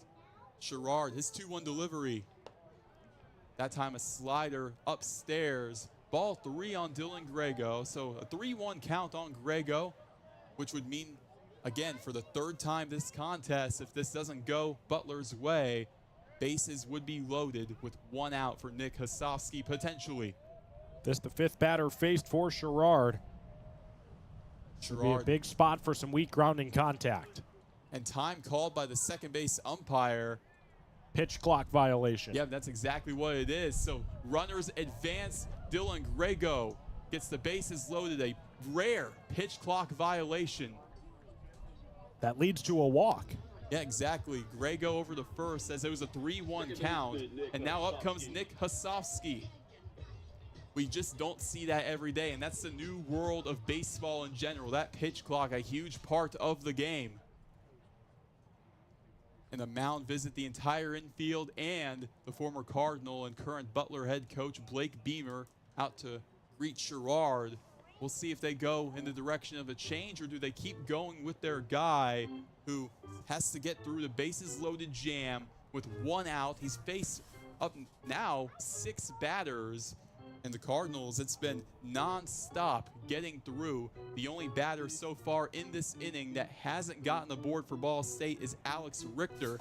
Nick Hasofsky, he's now up. He led off this inning, and now he's back up again for a second time, and there's still only 1 out in the bottom of the 5th. Even without Alex Richter reaching, he was able to bring in a run with a sac fly. This has been a team inning for the Cardinals, everyone eating at the plate party. And it looks like they will keep the arm out there, and Brett Sherrard content with not dipping into the bullpen just yet. It's a big spot. If he can force some weak contact, he can get himself out of this inning with Butler only trailing by 1. But if he allows Ball State to start pouring it on, it's the kind of team that doesn't look back in the rear view. You know it. And that was the story of the that was the tale of the tape yesterday against Valparaiso. Righty on righty against Hasofsky. Sherrard looking back, now the pitch. Slider, it's cranked deep into left field. Back towards the track. Forget about it. Grand slam for Nick Hasofsky. 12-7 Cardinals. They're running away with it. 9 runs in the bottom of the 5th. How about that? Roen, we need to get you on play-by-play more often. You take over, the Cards steer the ship exactly where they want to go, and it's clear Brett Sherrard was extended further than he should have been here in this one. Nick Hasofsky making it look easy out into left. He had a close call yesterday that was called foul. A no-doubter that time around. Kiss it goodbye, touch them all of the cliches. Now Blake Beavis is up to bat. Righty on righty. Nobody aboard after the grand slam, but still a 12-7 Ball State lead. Sherrard, the pitch. Up high with the fastball for ball 1. It's interesting, Beemer, even after the grand slam, still going with his guy here in Brett Sherrard. Interesting indeed. This has been a tough inning for Butler. 9-run differential already in favor of Ball State. Beavis checks his swing on the outside part of the plate, but still bites his zone nonetheless. 1 ball, 1 strike on Blake Beavis with 1 away in the bottom of the 5th. 9 runs for the Cardinals in this inning. They lead 12-7. Sherrard, who's faced 7 batters now in the Cardinal order. The 1-1. Misses outside with the breaking ball. However, facing 7 batters, he's been unable to retire 6 of the 7. The lone he could was Alex Richter. He represents the 1 out this inning on a sac fly that tied the game. 2-1, the Beavis. Cranked right up to second base. Barbero collects it, sends it to first, and he's somehow able to collect it for the second out. Barbero, an absolute warm burner into his glove. That was a great stop as it was sent there at quite the exit velocity. He's able to get a glove to it. The throw wasn't perfect, but a good scoop from Bello nevertheless is able to get rid of Beavis in his second time up this inning, as Ball State will see a 12th bat at the plate. Ty Davis, who has already scored and singled in this inning. Here we go. Ty Davis, left-handed batter for the righty Sherrard. First pitch, a little top-down motion on the breaking ball. Catches zone on the inside part of the plate for strike 1 on Ty Davis. On deck for Ball State after this, it's Giovanetti, who drove in the first run of the game with an RBI walk. Or of this inning, I should say. The 0-1 misses low, but 1 ball, 1 strike now on Davis. And that wind is blowing heavy now. You can hear it strongly out to the left, out in left center field. The 1-1 pitch. Drops down, fouls it back behind him off to the right. We continue with the 1-2 count on Ty Davis. Davis 1 for 3 on the game. He has been a part of this Ball State 9-run bottom of the 5th. This contest through 3 innings looked like it was shaping up to be a pitcher's duel, but boy, have the offense has come alive. 1-2, Davis swings at it, runs it out on the drop third strike, sends it to first, and that'll do it for the bottom of the 5th. And for Butler, that's for Butler fans in general, that's probably the best thing they could have heard from me saying. The end of the bottom of the 5th here. They'll take us to the top of the 6th inning, 12-7, a 9-run bottom of the 5th, a monster 5th inning. The Cardinals continue on with a 5-run lead. We'll be right back. You're listening to SL Digital Radio, presented by Victory Honda of Muncie. American Pest Pros is the official pest control partner of Ball State Athletics. We protect your home or business and guarantee year-round protection from insects and pests. Ask about our Ball State special, available to all Cardinal fans. Our pest control program is the safest and most effective in the industry. Even if you tried a different service and it didn't work, we'll fix your problem, guaranteed, or your money back. Visit AmericanPestPros.com. That's AmericanPestPros.com. And don't forget to ask about our Ball State special. Ball State fans, who needs batteries? Your locally owned Battery Masters have batteries for cars, boats, golf carts, cell phones, watches, key fobs, pay-per-go toys for kids, and more. Bring your rechargeable batteries back to life for drills, shavers, dustbusters, and more. All Ball State fans receive a free battery checkup. Just mention Charlie Cardinal. Battery Masters is conveniently located on the corner of Walnut and Centennial, next to Mini Trista. Check us out online at batterymasters.com. Go Cards! Top of the 6th action here at Shebeck Stadium. Ball State with a 12-7 lead over Butler. If you didn't pay attention to that bottom of the 5th, if you tuned out, shame on you. 9 runs scored from the Cardinals, including a grand slam from Nick Pasovsky to get us to this point. Will Jacobson, he continues on with what's been a very strong outing on the mound for the Cardinals. It'll be very telling to see how he looks here. It's hard to stay hot amidst a 30-minute frame where your offense gives you quite the cushion. Jacobs, I'm sure, did all he could to stay warm, and now he'll deal with 7, 8, and 9, looking to pick up where he left off from an unconventional 1-2-3 inning. Here we go. Tommy Townsend, the batter in the box against the lefty. It's lefty on lefty, an unconventional matchup. The first pitch. He goes with a fastball, catches his zone on the bottom half. We begin 0-1 to Townsend. It was a very unconventional 1-2-3, as it was a single from the shortstop Harry Carr. However, he got caught stealing from first to second. Jacobson, the 0-1 windup, goes back to the heater, misses low and away into the opposite batter's box to the lefty in Townsend. 1 ball, 1 strike to the sophomore. Townsend batting .292 going into this game. Last season only appearing in 14 games for the Bulldogs. The 1-1. Swing and a miss. He fanned him on the slider. It's a 1-2 count. Townsend, we've seen him all over the place position-wise for Butler. We've seen him at first. We've seen him in the outfield. Right now he's at the DH spot, pinch hitting. Jacobson, 1-2 pitch. Takes a deep breath. Now he lets it fly. Cranked deep right field. Back towards the wall. Caught by Beavis for the first out in the top of the 6th. Beavis barely even had to shuffle those feet out and right. He was in the perfect place on the island out there, and the ball just found its way right into his glove. It was well struck, but that's kind of how it's been the last couple of innings since Will Jacobson has entered. There have been some well-struck balls, but they've just found their way to the Ball State defense. And unfortunately for the Bulldogs, that time around, Townsend with the warning track power. Up comes Zach Munton, the left-handed batter. First pitch, it's a slider. He fouls it off behind him just above the backstop. We begin 0-1 to Zach Munton on the day. He's 0 for 1. He grounded into a double play in the 2nd inning. However, the last time around, he was hit by a pitch right on the elbow. Jacobson, he shakes off a pitch. Now he sees one he likes from his catcher, Kalk. 0-1 on the way. It's popped up in the air to shallow left. The third baseman, Richter, is under it. But now Grego, the shortstop, calls him off. He makes the catch for the 2nd out. 2 up, 2 down in the top of the 6th inning. Ball State a 12-7 advantage over Butler. And up now at the very bottom of the order, it's Ian Shea, the third baseman, who's 0 for 2 on the contest. Roen, that type of play has been the difference maker in this contest. Butler has let those routine pop-ups fall. It allowed Ball State to get that 9-run rally going. Now Ball State's defense is able to capitalize on the can of corn. Dylan Grego called everyone off, and Will Jacobson continuing to deal. Jacobson, he sets it up on Shea.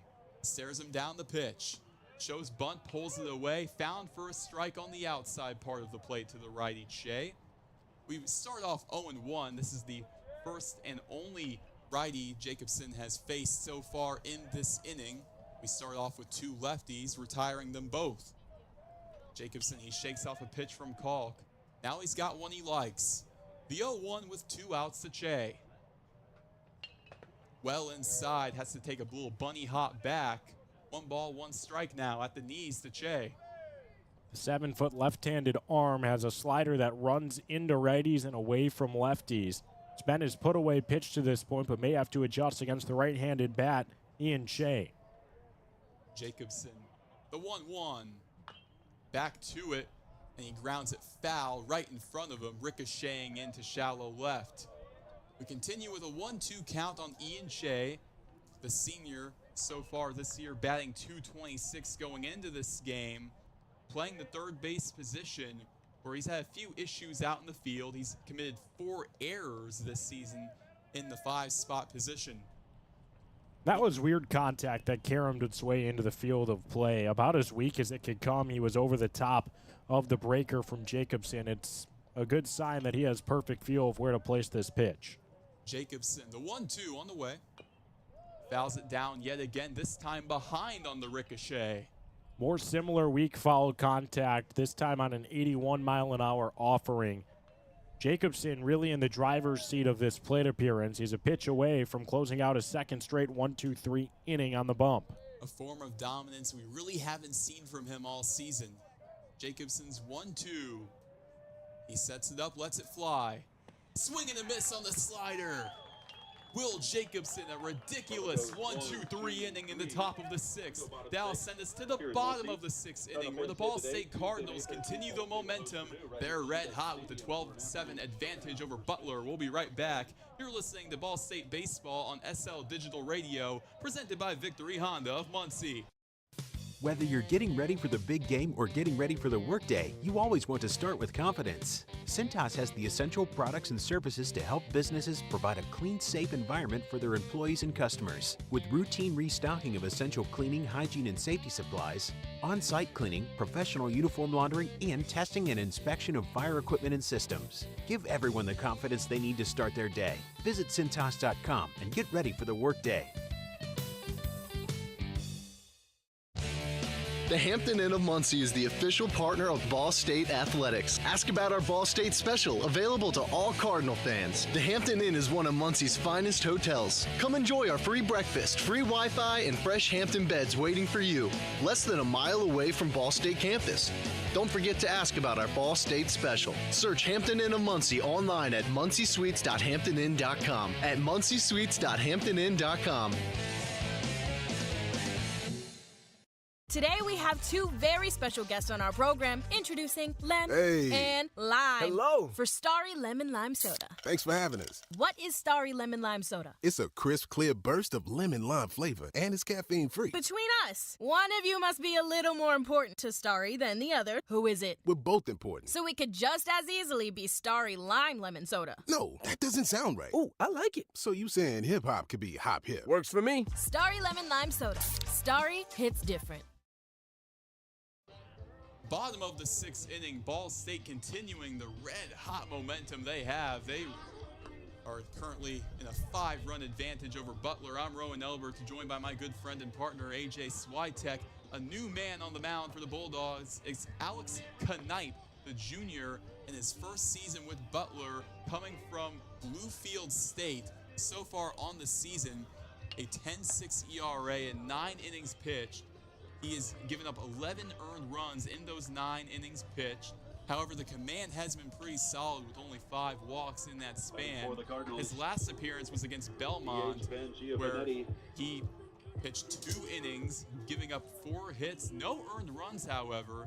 His worst appearance had come against Tarleton State, where he gave up 4 earned runs, a game where Tarleton State put up 31 runs on the Bulldogs. It's a common theme for Butler. A lot of their pitchers' worst outings came against Tarleton in that opening series. This is the 5th arm Butler's turn to. First pitch, he fanned him, swing and a miss on Ben Giovanetti. The last time around, he got the scoring started in the bottom of the 5th, where the Cardinals tacked on 9 earned runs with an RBI walk. Giovanetti so far today is 1 for 2. 0-1 pitch. It's a bouncer on the third base side, in and out of the glove of Che.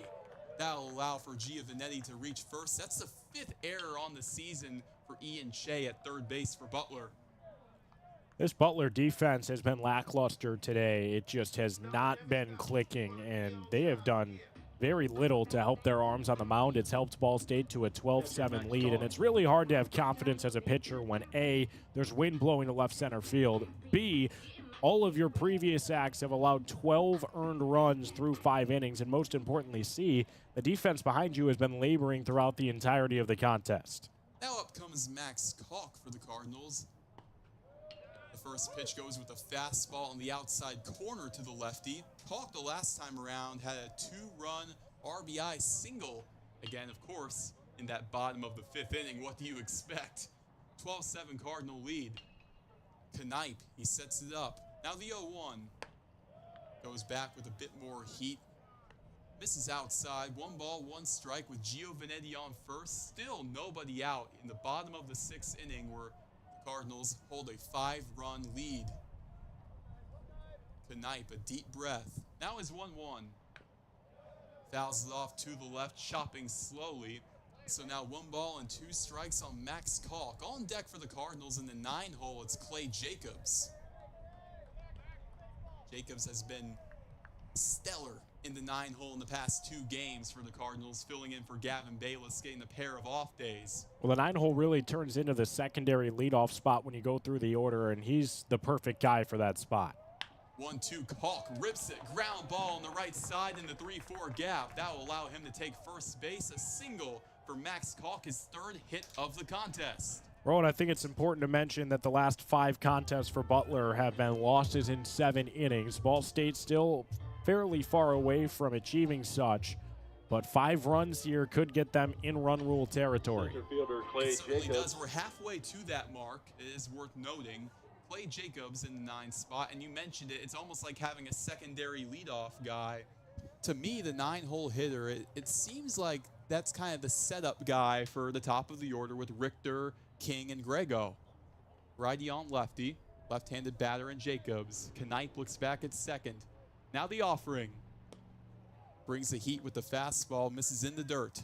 Revisiting your point about the 9-hole, I feel like modern baseball really has relied upon the shift as to how managers use their bats and where you want each player in the order. It really was popularized by Madden with the Cubs, and now the 9 spot is one of the most important parts of the order. Popped up in the air, left center field. Maroknik is under it. He makes the catch for the first out here in the bottom of the 6th inning. Runners stay put at first and second for the Cardinals. We continue on with the leadoff guy, Alex Richter, who had a sac fly. He up until really a large part of that bottom of the 5th. It wouldn't be until Blake Beavis in the 5-hole the 2nd time around where Butler would get another out after that sac fly. Richter, more of your conventional leadoff guy, just with a thrilling on-base percentage. He's had it on display today with a hit by pitch and base on balls. He wills his way aboard more often than not. Here we go. Left-handed batter against the righty pitcher, Knipe. The pitch. Goes with the fastball. That's the highest velo we've seen from him. It's inside, in on the hands on Richter for ball 1. 91 miles per hour. It buckled up Richter for sure, who just watched it all the way in and was fortunate to just miss the zone. The 1-0 pitch misses low. A slider that time, breaking on the opposite side, left to right. We continue on with a 2-0 count with 1 out here. Bottom of the 6th inning, runners on first and second for the Cardinals. A 5-run lead over Butler, 12-7. Alex Knipe takes his time. Now he steps off of the rubber, calling time. Resetting that pitch clock that was down to 3. And after we've already seen Butler issue a pitch clock based on balls, that's a mature spot to step off the rubber and reset for the 2-0 look.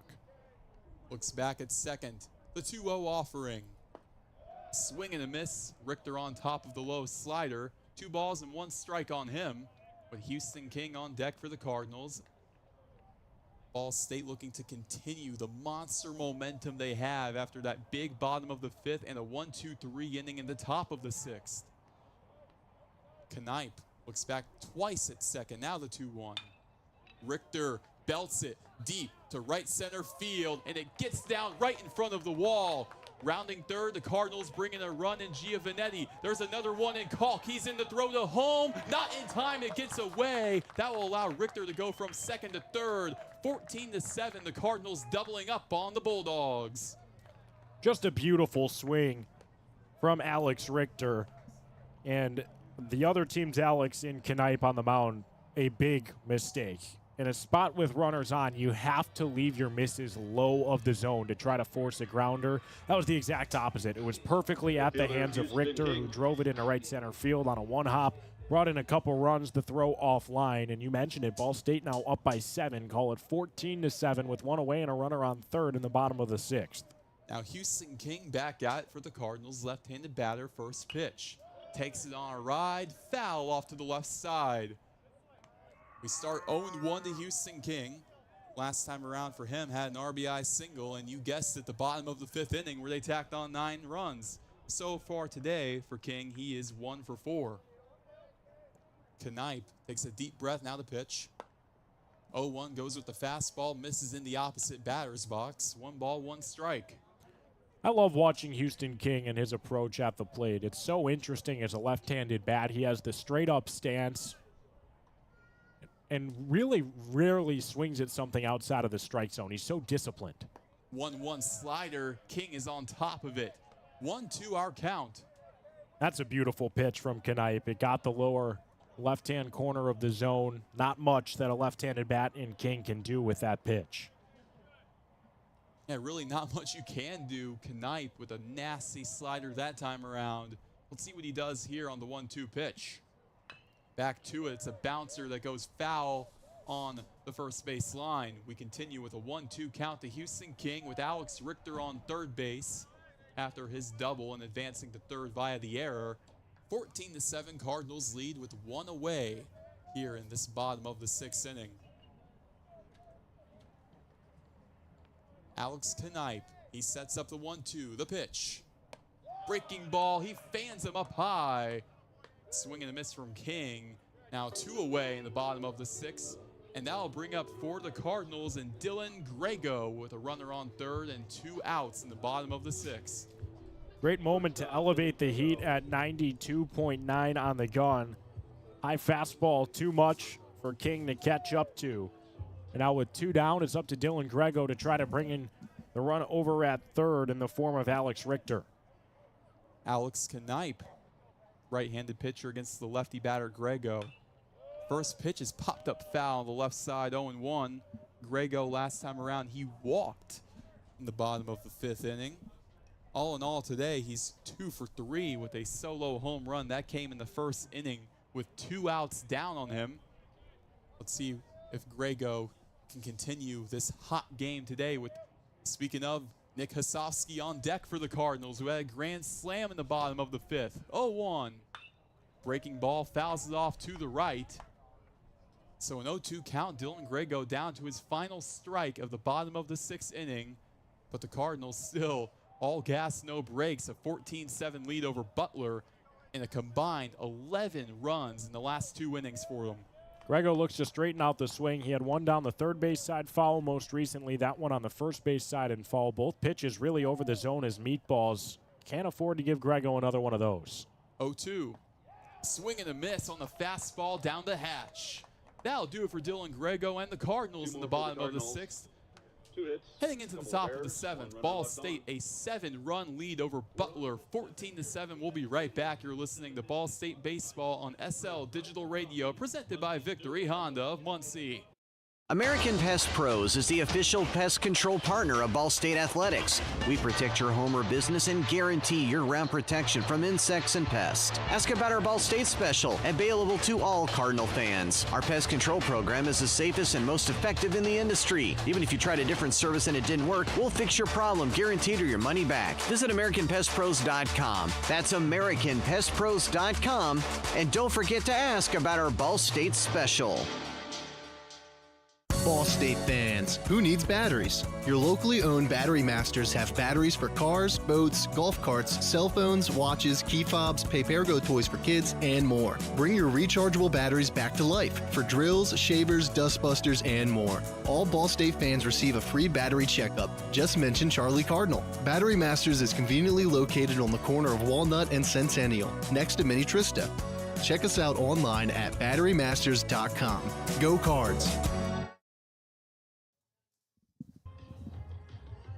We head to the top of the 7th inning where Ball State leads it at their home Swiatek Stadium by a score of 14-7. 11 unanswered runs have come across a 9-run bottom of the 5th and 2-run bottom of the 6th inning. My name's AJ Swiatek. I'm joined by Roen Elbert. It's the top of the Butler Bulldogs lineup in Ryan Drum, Jack Marachnik, and Jack Bello to deal with Will Jacobson, who has come out of the bullpen and wheeled and dealed. Yeah, Will Jacobson, that last half inning, 3 up, 3 down. I don't think anybody expected this level of dominance. We've seen a myriad of pitchers on the mound for the Cardinals today, and Will Jacobson has been the most dominant by far. He's come in and done his job. Since entering, Jacobson has forced 7 straight outs. Look to keep the train on that track as his first pitch of the 7th to Ryan Drum is fired in there for a called strike. So the count now, no balls and 1 strike to the leadoff man in the order and the inning, trying to claw out of a now 7-run deficit after just a couple of innings ago. Butler led it 7-3. Ball State's 11 unanswered. The big story here, Jacobson misses at the ankles of the right-handed bat to push the count to 1 ball and 1 strike. That slider is going to be in the same location every time. For a lefty, it's going to be away, and for a righty, it's going to be inside. He kind of has to adjust against the righty Drum. Hasn't done so far. See if he can here. The 1-1 kick does just that. Beautiful job to force the whiff. Count goes 1-2 with the readjusted slider. Drum just a tad bit late on that. That was elevated up high with the slider. Really interesting location from Jacobson, but I like it. Now he's in the driver's seat with the 1-2 look. The pitch from the 7-foot lefty. Misses in the left-handed batter's box. Not too competitive. Couldn't force a wag from Drum, who is 1 for 3 today with a single and run. Was driven in by the man on deck, Jack Marachnik's home run, back in that 6-run top of the 4th. Since it's been nothing but Cardinals. 14-7 the score. The 2-2 pitch to the leadoff man in the visiting half of the 7th. Swing and a miss. Strike 3. Jacobson loses his hat in the process and closes the door. My goodness, number 18 has come in and turned a completely new leaf here from Muncie, Indiana. After appearing multiple times this season and not garnering an out, 8 consecutive for Jacobson out of the pen. He's a big reason Ball State has the lead. And the slider's so good, made the hat go flying off into the wind. Jacobson has been dominant so far. Cardinals have a little bit of activity in the bullpen on this bullpen day, but Jacobson dealing.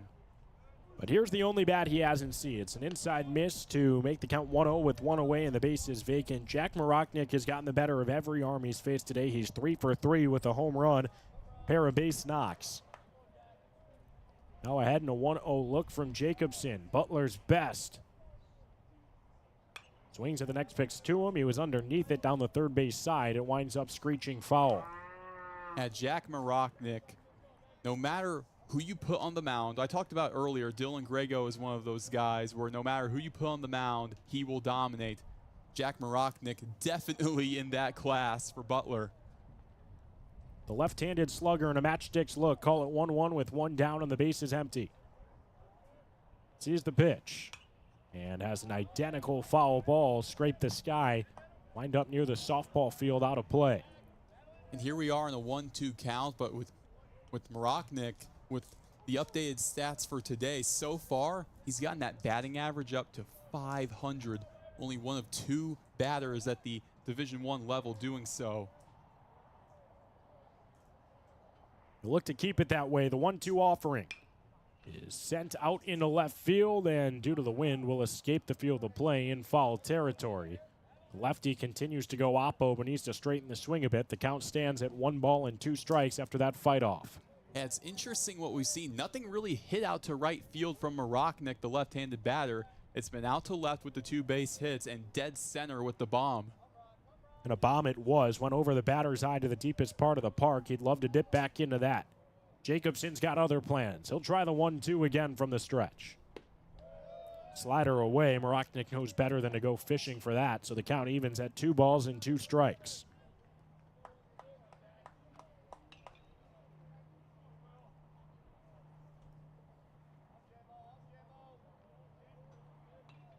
The 2-2 pitch. Misses low with the slider to the lefty. The count fills. This is what we're used to seeing from Jack Maroknik. He'll never go down without a fight. Oh, yeah, full count at the plate. He knows how to battle, and he knows that even though a 481 average, that may seem like an aggressive guy, at the same time, very balanced with his approach overall. His payoff pitch, again, shot foul on the third base side as he continues to be a bit out in front of Will Jacobson's pitches. That one clocked at 84.7 out of the arm of the 7-foot left-hander. Right now in the 3-2, that foul ball going over the head of the third base coach and the head coach for Butler, Blake Beemer. What a beautiful reunion it's been, not really for him, but for the Cardinals. We'll try the payoff again. The pitch. Swung at and missed. Will Jacobson. 9th consecutive out, and it's the first time the Cardinals have retired Jack Maroknik in this one. There is only one man that's been able to stop him today, and wouldn't you know, it's Will Jacobson. Unbelievable what he has done out of the pen today for the Cardinals, bringing a source of dominance that we haven't seen from him really ever, and doing it against these Bulldogs who are really tough cookies, especially at the top of the order. He's pumped his way through his first time through the order. 3 consecutive strikeouts for Jacobson, whose first pitch to Bello is fouled away. Bello was the first task of Jacobson all the way back in the 4th inning before he's gone on this run. Got him on 3 pitches with a strikeout.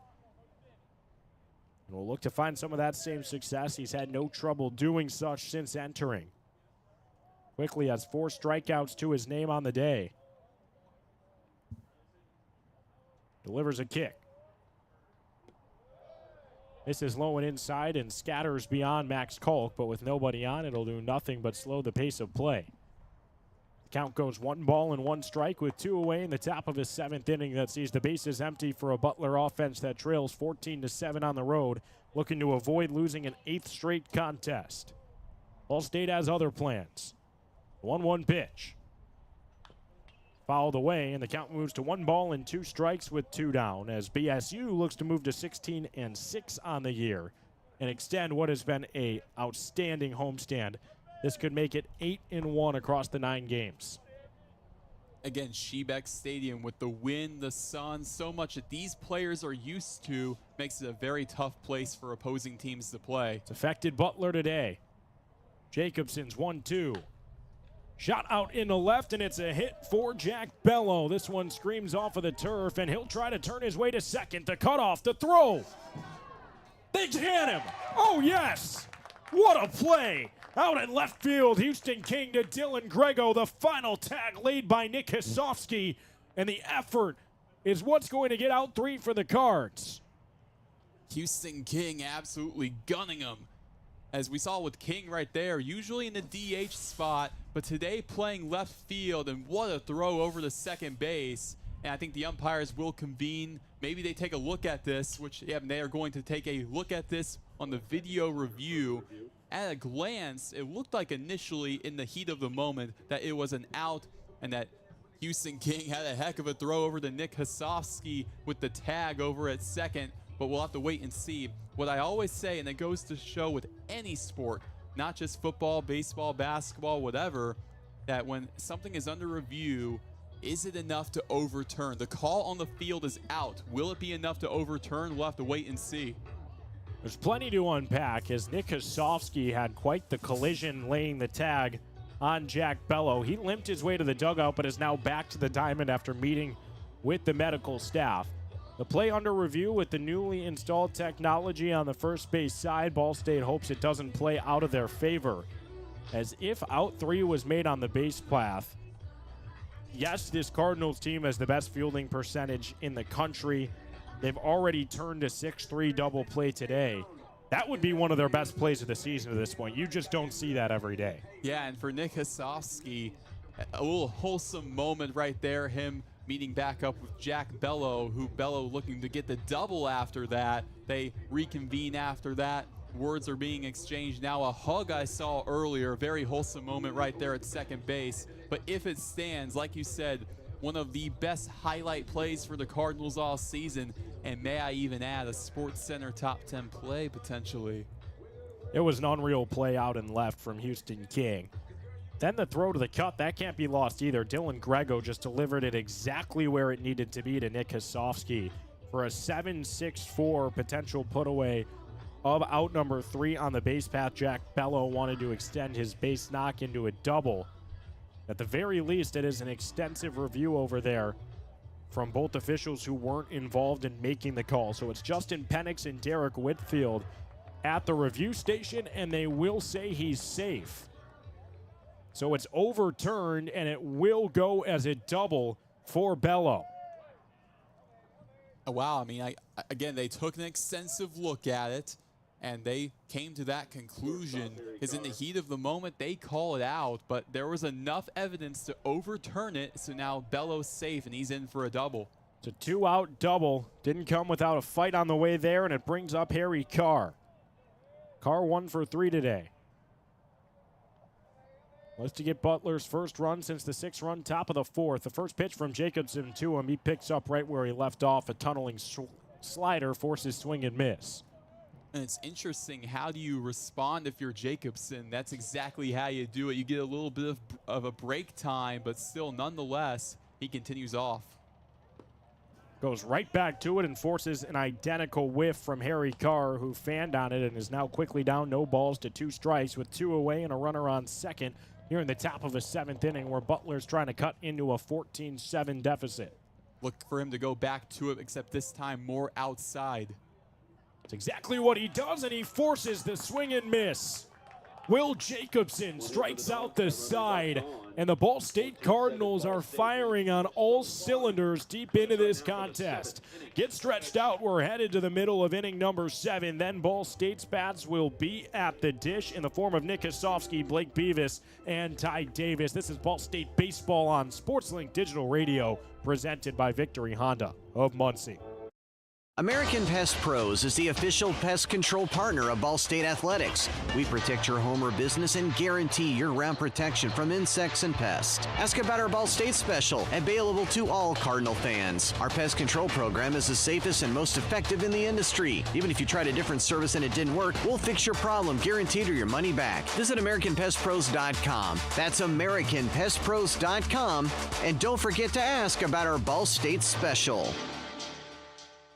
Ball State fans, who needs batteries? Your locally owned Battery Masters have batteries for cars, boats, golf carts, cell phones, watches, key fobs, pay-per-go toys for kids, and more. Bring your rechargeable batteries back to life for drills, shavers, dustbusters, and more. All Ball State fans receive a free battery checkup. Just mention Charlie Cardinal. Battery Masters is conveniently located on the corner of Walnut and Centennial, next to Mini Trista. Check us out online at batterymasters.com. Go Cards!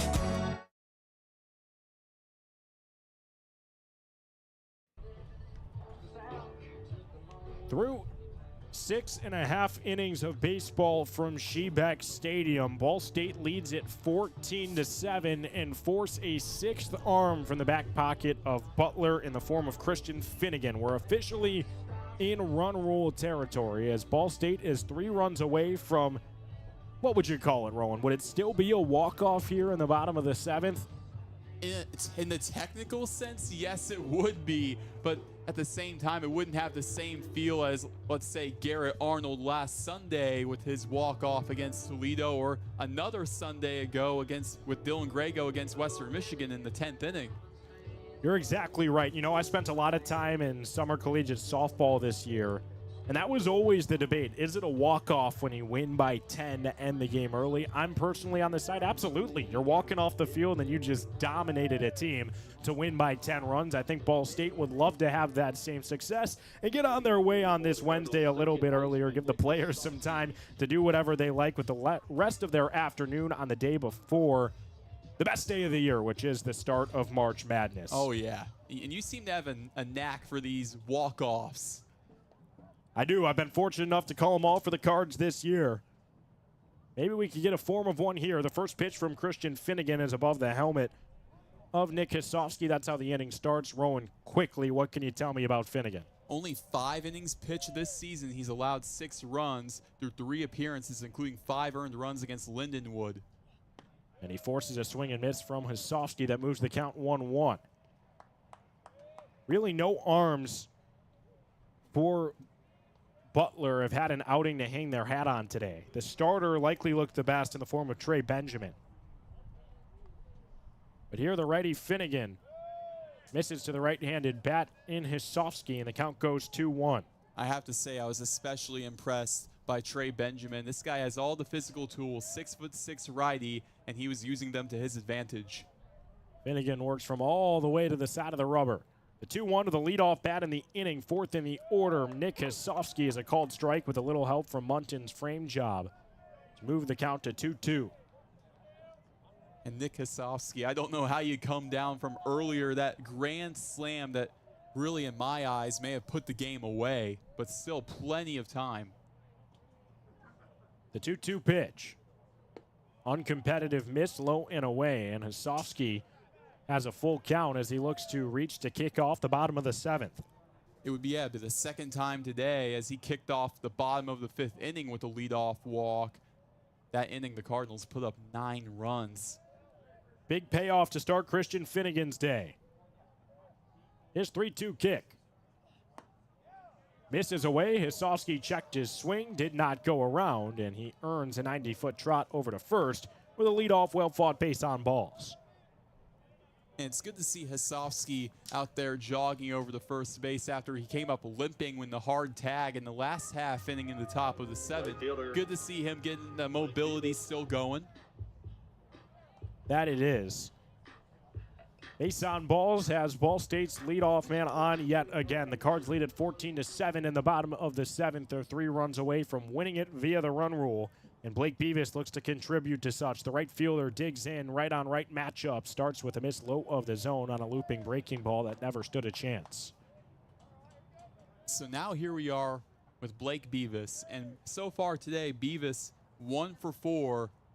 This is an interesting spot for Finnegan to be in, especially at this point of the contest. The 1-0 again misses low, this time on a heater, clocked in the low 80s. So the count is 2 balls and no strikes with nobody away for Blake Beavis. Nick Kosofsky over at first after his leadoff walk as Ball State looks for, if you want to call it a walk-off, a walk-off. They want to win it by run rule here in the bottom of the 7th as the pitch from the stretch in the 2-0 spot from Finnegan to Beavis.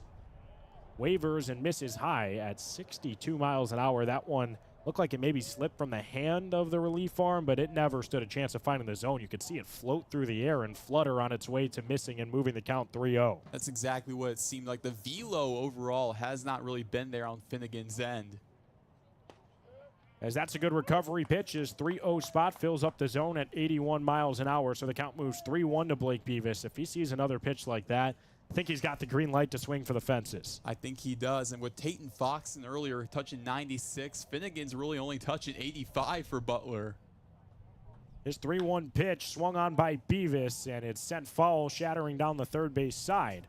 Good battle back here from Christian Finnegan, who turns 3-0 into 3-2, and now will have a second consecutive batter with a payoff pitch needed. Beavis would likely sign up for the same result Kosofsky just found, which was the well-fought base on balls. Yeah, and then you get, if you can get Beavis aboard with Ty Davis, still nobody out, that walk-off, quote-unquote, is very much possible. The 3-2 pitch from Finnegan to Beavis is battled backwards into the netting and foul. We'll try it again. However, if the Cardinals do quote-unquote walk it off, I need you to call it like it's Game 7 of the World Series, bottom of the 9th Grand Slam. You got to call it just like that. If there's one thing about me, the energy will never leave the building. I'll be just as excited. 3-2 pitch on a dreary day from Muncie. Gray skies. Ball State looks to light it up. The pitch again sent foul from Beavis. Make it 3 in a row. Hey, that wind is really blowing heavily now, off really more off to the right. You see that flagpole in left center wavering quite a bit. The storms are brewing from Muncie. It's blowing in this evening. Look to get the contest in before the rain comes. A run rule could help Ball State do such. The payoff again. Hammered by Beavis into left field, continuing to carry, and it is foul. Unable to be gloved out there from Burgess, who ran out of real estate. After a 4th consecutive foul from Blake Beavis, he'll step back in with one that, by the way he trotted, he thought maybe had a chance to leave the yard. I'll never forget last week against Toledo where Beavis, it looked like he left the yard. They called it foul. May have been fair, but that's besides the point. Very next pitch takes it to the same spot pretty much, and there was a no-doubter that at that point. Blake Beavis basically hit 2 home runs in a row. Beavis is a loose cannon. At any moment, this kid can send one out of the yard. See how aggressive he wants to get in this try of the 3-2 look, making the going tough for Finnegan, whose pitch misses up and in. Very good plate appearance from Blake Beavis, and it's back-to-back base on balls that start the home half of the 7th. And what I've seen from Blake Beavis today has been a more conservative approach, especially since we've gotten into the latter part of this matchup. Blake Beavis has been more conservative for the Cardinals, and now up comes Ty Davis. Nobody away. What a story this would be. A day removed from a 3-home-run game. A home run here would end the game for the Cardinals. Ball State leads at 14-7 in the bottom of the 7th. Single swing can win it by run rule, but he won't swing at a pitch like that. Clocked at 70 miles an hour, so far out of the zone that he actually was able to just look and take a step out and now readjust. Very uncompetitive miss as the count at 1 ball and no strikes with runners on first and second and nobody away in the bottom of the 7th. This one now misses above the helmet outside to the left-handed bat, Ty Davis. The count 2-0. Yeah, now with Ty Davis, I wonder if that was a part of the scouting report or any kind of game plan for him. I wonder if these Butler pitchers watched him yesterday and saw what he was dealing. He opens up his stance a bit. Wants to have it. The 2-0 pitch. Misses high for a 3rd consecutive time, and the count now 3 balls and no strikes to Ty Davis. And I'm sure he knows the situation. I'm sure he knows that he can put an end to this contest with 1 swing of the bat. I'm sure it's in the back of his mind. See if he has the green light in a 3-0 spot. It's a called strike. He did not. So the count now 3 balls and 1 strike after 85 miles an hour fills up the presumed zone of today's home plate judge, Derek Whitfield. Yeah, because, again, did not have the green light, I can tell, because that pitch had his name written all over it. The 3-1 pitch from Finnegan. Swung at and missed. Out in front of it, Davis now has a full count. So a 3rd consecutive full count to start this bottom of the 7th. Nick Hisovsky started it with a base on balls. He's in scoring position. And Blake Beavis most recently had a very well-fought base on balls. He's over at first. We'll get another payoff spot. The pitch to Davis. Misses high, and it's another full count walk. The bases have been walked loaded as it's 3 consecutive base on balls that start the home half of the 7th, and you could start to feel it if you're a Ball State fan. The run rule very much in play here for the bottom of the order. That reads Ben Giovanetti, Max Kalk, and Clay Jacobs. And the unfortunate part for these Butler Bulldogs, in recent memory, the run rule has played a big part in their games. The last 5 games for them have ended in that said run rule.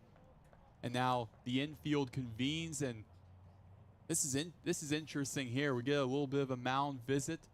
The Cardinals also convene off to the left side. It's because Ball State's using a pinch runner here. John Colligan has entered the contest for Ty Davis. the likely solution there is Colligan's going to be in center field defensively. Blake Beavis will come to first base, and Clay Jacobs will move to right. But if it's up to Ball State, they won't get another defensive look in this one. Yeah, I saw everybody running off to the left, and it seemed like a rehash of Saturday with the rain coming in just as the game was getting really, really good. I was hoping it wasn't the same thing again, but luckily not, as we have the pinch runner in. But I wonder, wouldn't I love to be a fly on the wall in this conversation right now on the mound with Blake Beemer and the pitcher on the mound and Finnegan. They keep him out there, but to be fair, at this point, how many options do they really have? Not many. Don't want to rinse through all of your arms in a midweek spot, already trailing by 7. Just have to see what you can get from Finnegan, who actually appears to just have had his plug pulled, as it is a new man onto the mound. And he's sports number 23. That is Simon Lind out there, a sophomore righty who in his warm-ups here is not touching 80. He is listed as a right-handed pitcher on this Butler squad. Yeah, the Kansas City native with Lind, that change was kept very much under wraps. It's almost like it felt like they were hiding Finnegan from going out. That's what it seemed like to me. You couldn't even catch the change. But so far on the season, an 18.6 ERA for Lind, which was including 4 innings pitched, 9 earned runs in those 4 said innings, including 6 walks. Some of his lowlights, I should say, came against Belmont in his last dealing, where he went 1 1/3 inning, giving up 5 earned runs, walking 2 batters, giving up 5 hits. Well, whenever you tune into Butler baseball, I hope you like offense, because this team swings the bat about as good as anybody in the country, but the pitching staff has struggled mightily. It's a football score on the board. Ball State leads at 14-7. The bases are loaded. A single swing here from Ben Giovanetti can win it by run rule for the Cardinals, and that's the first task of Simon Lind, to try to get some weak contact and help his team live to see another frame. First pitch of Lind's day, swung at late by Giovanetti, who scorches it down the line into foul territory. The count moves 0-1 after the long strike. So at this point now, the bases are loaded, nobody out in the bottom of the 7th. The Cardinals, really, they don't need a swing of the bat to win this game right here, right now. Already leading it 14-7. They've out-hit Butler 13-7. Defense has been far more stout. It's been a complete team effort from the Cards to crawl out of the 7-3 hole. There are 11 unanswered runs. See Giovanetti send one through the left side of the infield. 1 run is signaled in to score. The other holds at third. The bases will stay loaded with a 1 RBI base knock for Giovanetti. That scores Sosofsky, moves Beavis to third, and John Colligan, the pinch runner for Ty Davis, now into scoring position. I will say these skies are getting darker and darker, which is wild to think about because it was a pitch-perfect day in the skies to start this contest. Here we are about 3 hours later, and it is pitch black almost. Well, I wouldn't say that because we would not be playing with no lights here. Certainly turning dreary from Muncie. 0-1 the count after filling up the zone to Kolk. Lind gets a called strike. Kolk can end the game with a single here if it can score the pair of runs in scoring position. The bases are loaded. The 0-1 pitch misses low. Count now reads 1-1 to number 8 in the Cardinal and white. Max Kolk, today's been a proving ground for him, and he's really proved himself. 3 for 4, 2 RBIs, or 3 for 3, I should say.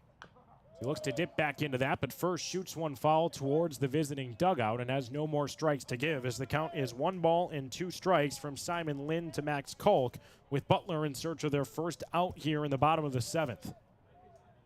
Butler's last 5 games have ended in the 7th inning. They look to avoid being run ruled here amidst their 7-game losing streak, as Kolk sends another foul and will try the 1-2 again. You have to remember, though, that a sac fly is definitely in play and would make it a 9-run game.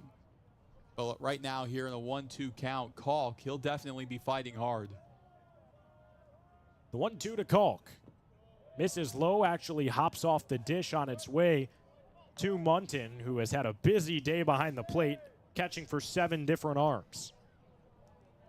Yeah, I mean, that's got to be tough, especially to get all of their mechanics, all of their mechanisms down. It's been a tough day for Munton, but he's made the most of it. 2-2 misses inside at the ankles, and now it's another full count here in the bottom of the 7th. Lynn looks to avoid walking in a run with the bases loaded. That's exactly what can happen here, which would make it a 9-run game. The payoff. We'll need a retry as this one scrapes the sky down the third base side, well foul out of the field of play. An absolute shot from Max Kalk right there. I have to say, in a short sample size all season, he has been very efficient for the Cardinals. A .462 average. And what we've seen from Max Kalk today further supports that. 4 plate appearances. He's gotten on all 4 times. Another pinch runner for the Cardinals. Grant Miller in at first. Not that his wheels necessarily mean much, but they will bring him in for Ben Giovannetti. We saw yesterday Grant Miller got some reps over at second base against Valparaiso. The payoff pitch swung on into right. This should do it for the contest. It scrapes the turf on its way out there. 1 run in to score. A second is in, and Ball State leads it by 10, meaning they've just won by run rule from Swiatek Stadium. Max Kalk able to bring in both Blake Beavis and John Colligan, and Ball State wins it in 7 by a final score of 17-7. Max Kalk, the walk-off hero, if you want to call it that, brings them in now. A 17-7 win for the Cardinals. So now you get to a point going into the weekend series against Xavier. You get 2 pretty tough mid-week wins against Valparaiso and Butler, 2 teams that were going to bring their all. You knew that. The Cardinals going with a lot of new faces in the lineup, a lot of new faces out on the mound. And I have to say, really, the MVP of today for me, it's got to be Will Jacobson. What a day he had on the mound for the Cardinals. So for me, I don't know if Ball State ends this in 7 without Will Jacobson. You're exactly right. I mean, how about it? On a bullpen day, stark difference. Butler uses 7 arms. Ball State only has to use 3, and that's because Will Jacobson came in a tough spot with his team trailing 7-3 and kept Butler to the 7 runs they had already scored. It's the best game of Will Jacobson's career. He's got to be on cloud 9. The Cardinals win it 17-7, and everyone ate from the dish. All 9 in the order reached at least once. 8 of the 9 reached 2 or more times. 7 of the 9 reached 3 or more times. When you play like that, it's hard to lose. No, and especially that bottom of the 5th. And you knew, even with that big top of the 4th from Butler, you knew, especially even from yesterday against Valparaiso, you know that a big inning like that, it's very hard to get the Cardinals down and out. Like I said in the pregame, they're really never down and out. This team is special. They have the resilience. That's exactly what Rich Maloney looks for in his team as he huddles with them on the third base line. It's a Cardinal win from Swiatek Stadium. The final score, Ball State 17, Butler 7. Get home safe and spend the rest of your Wednesday however you may like in a safe accord. I'm AJ Swiatek, joined by Roen Elbert. I speak for the both of us when saying we appreciate you opting to spend your Wednesday afternoon here with ourselves from Swiatek. The final score, Ball State 7. Butler 7. It's a run rule victory in 7 innings for the Cardinals, and that's all she wrote. It's a Cardinal winner. This has been a presentation of Ball State SportsLink Digital Radio, presented by Victory Honda of Muncie. This has been a production of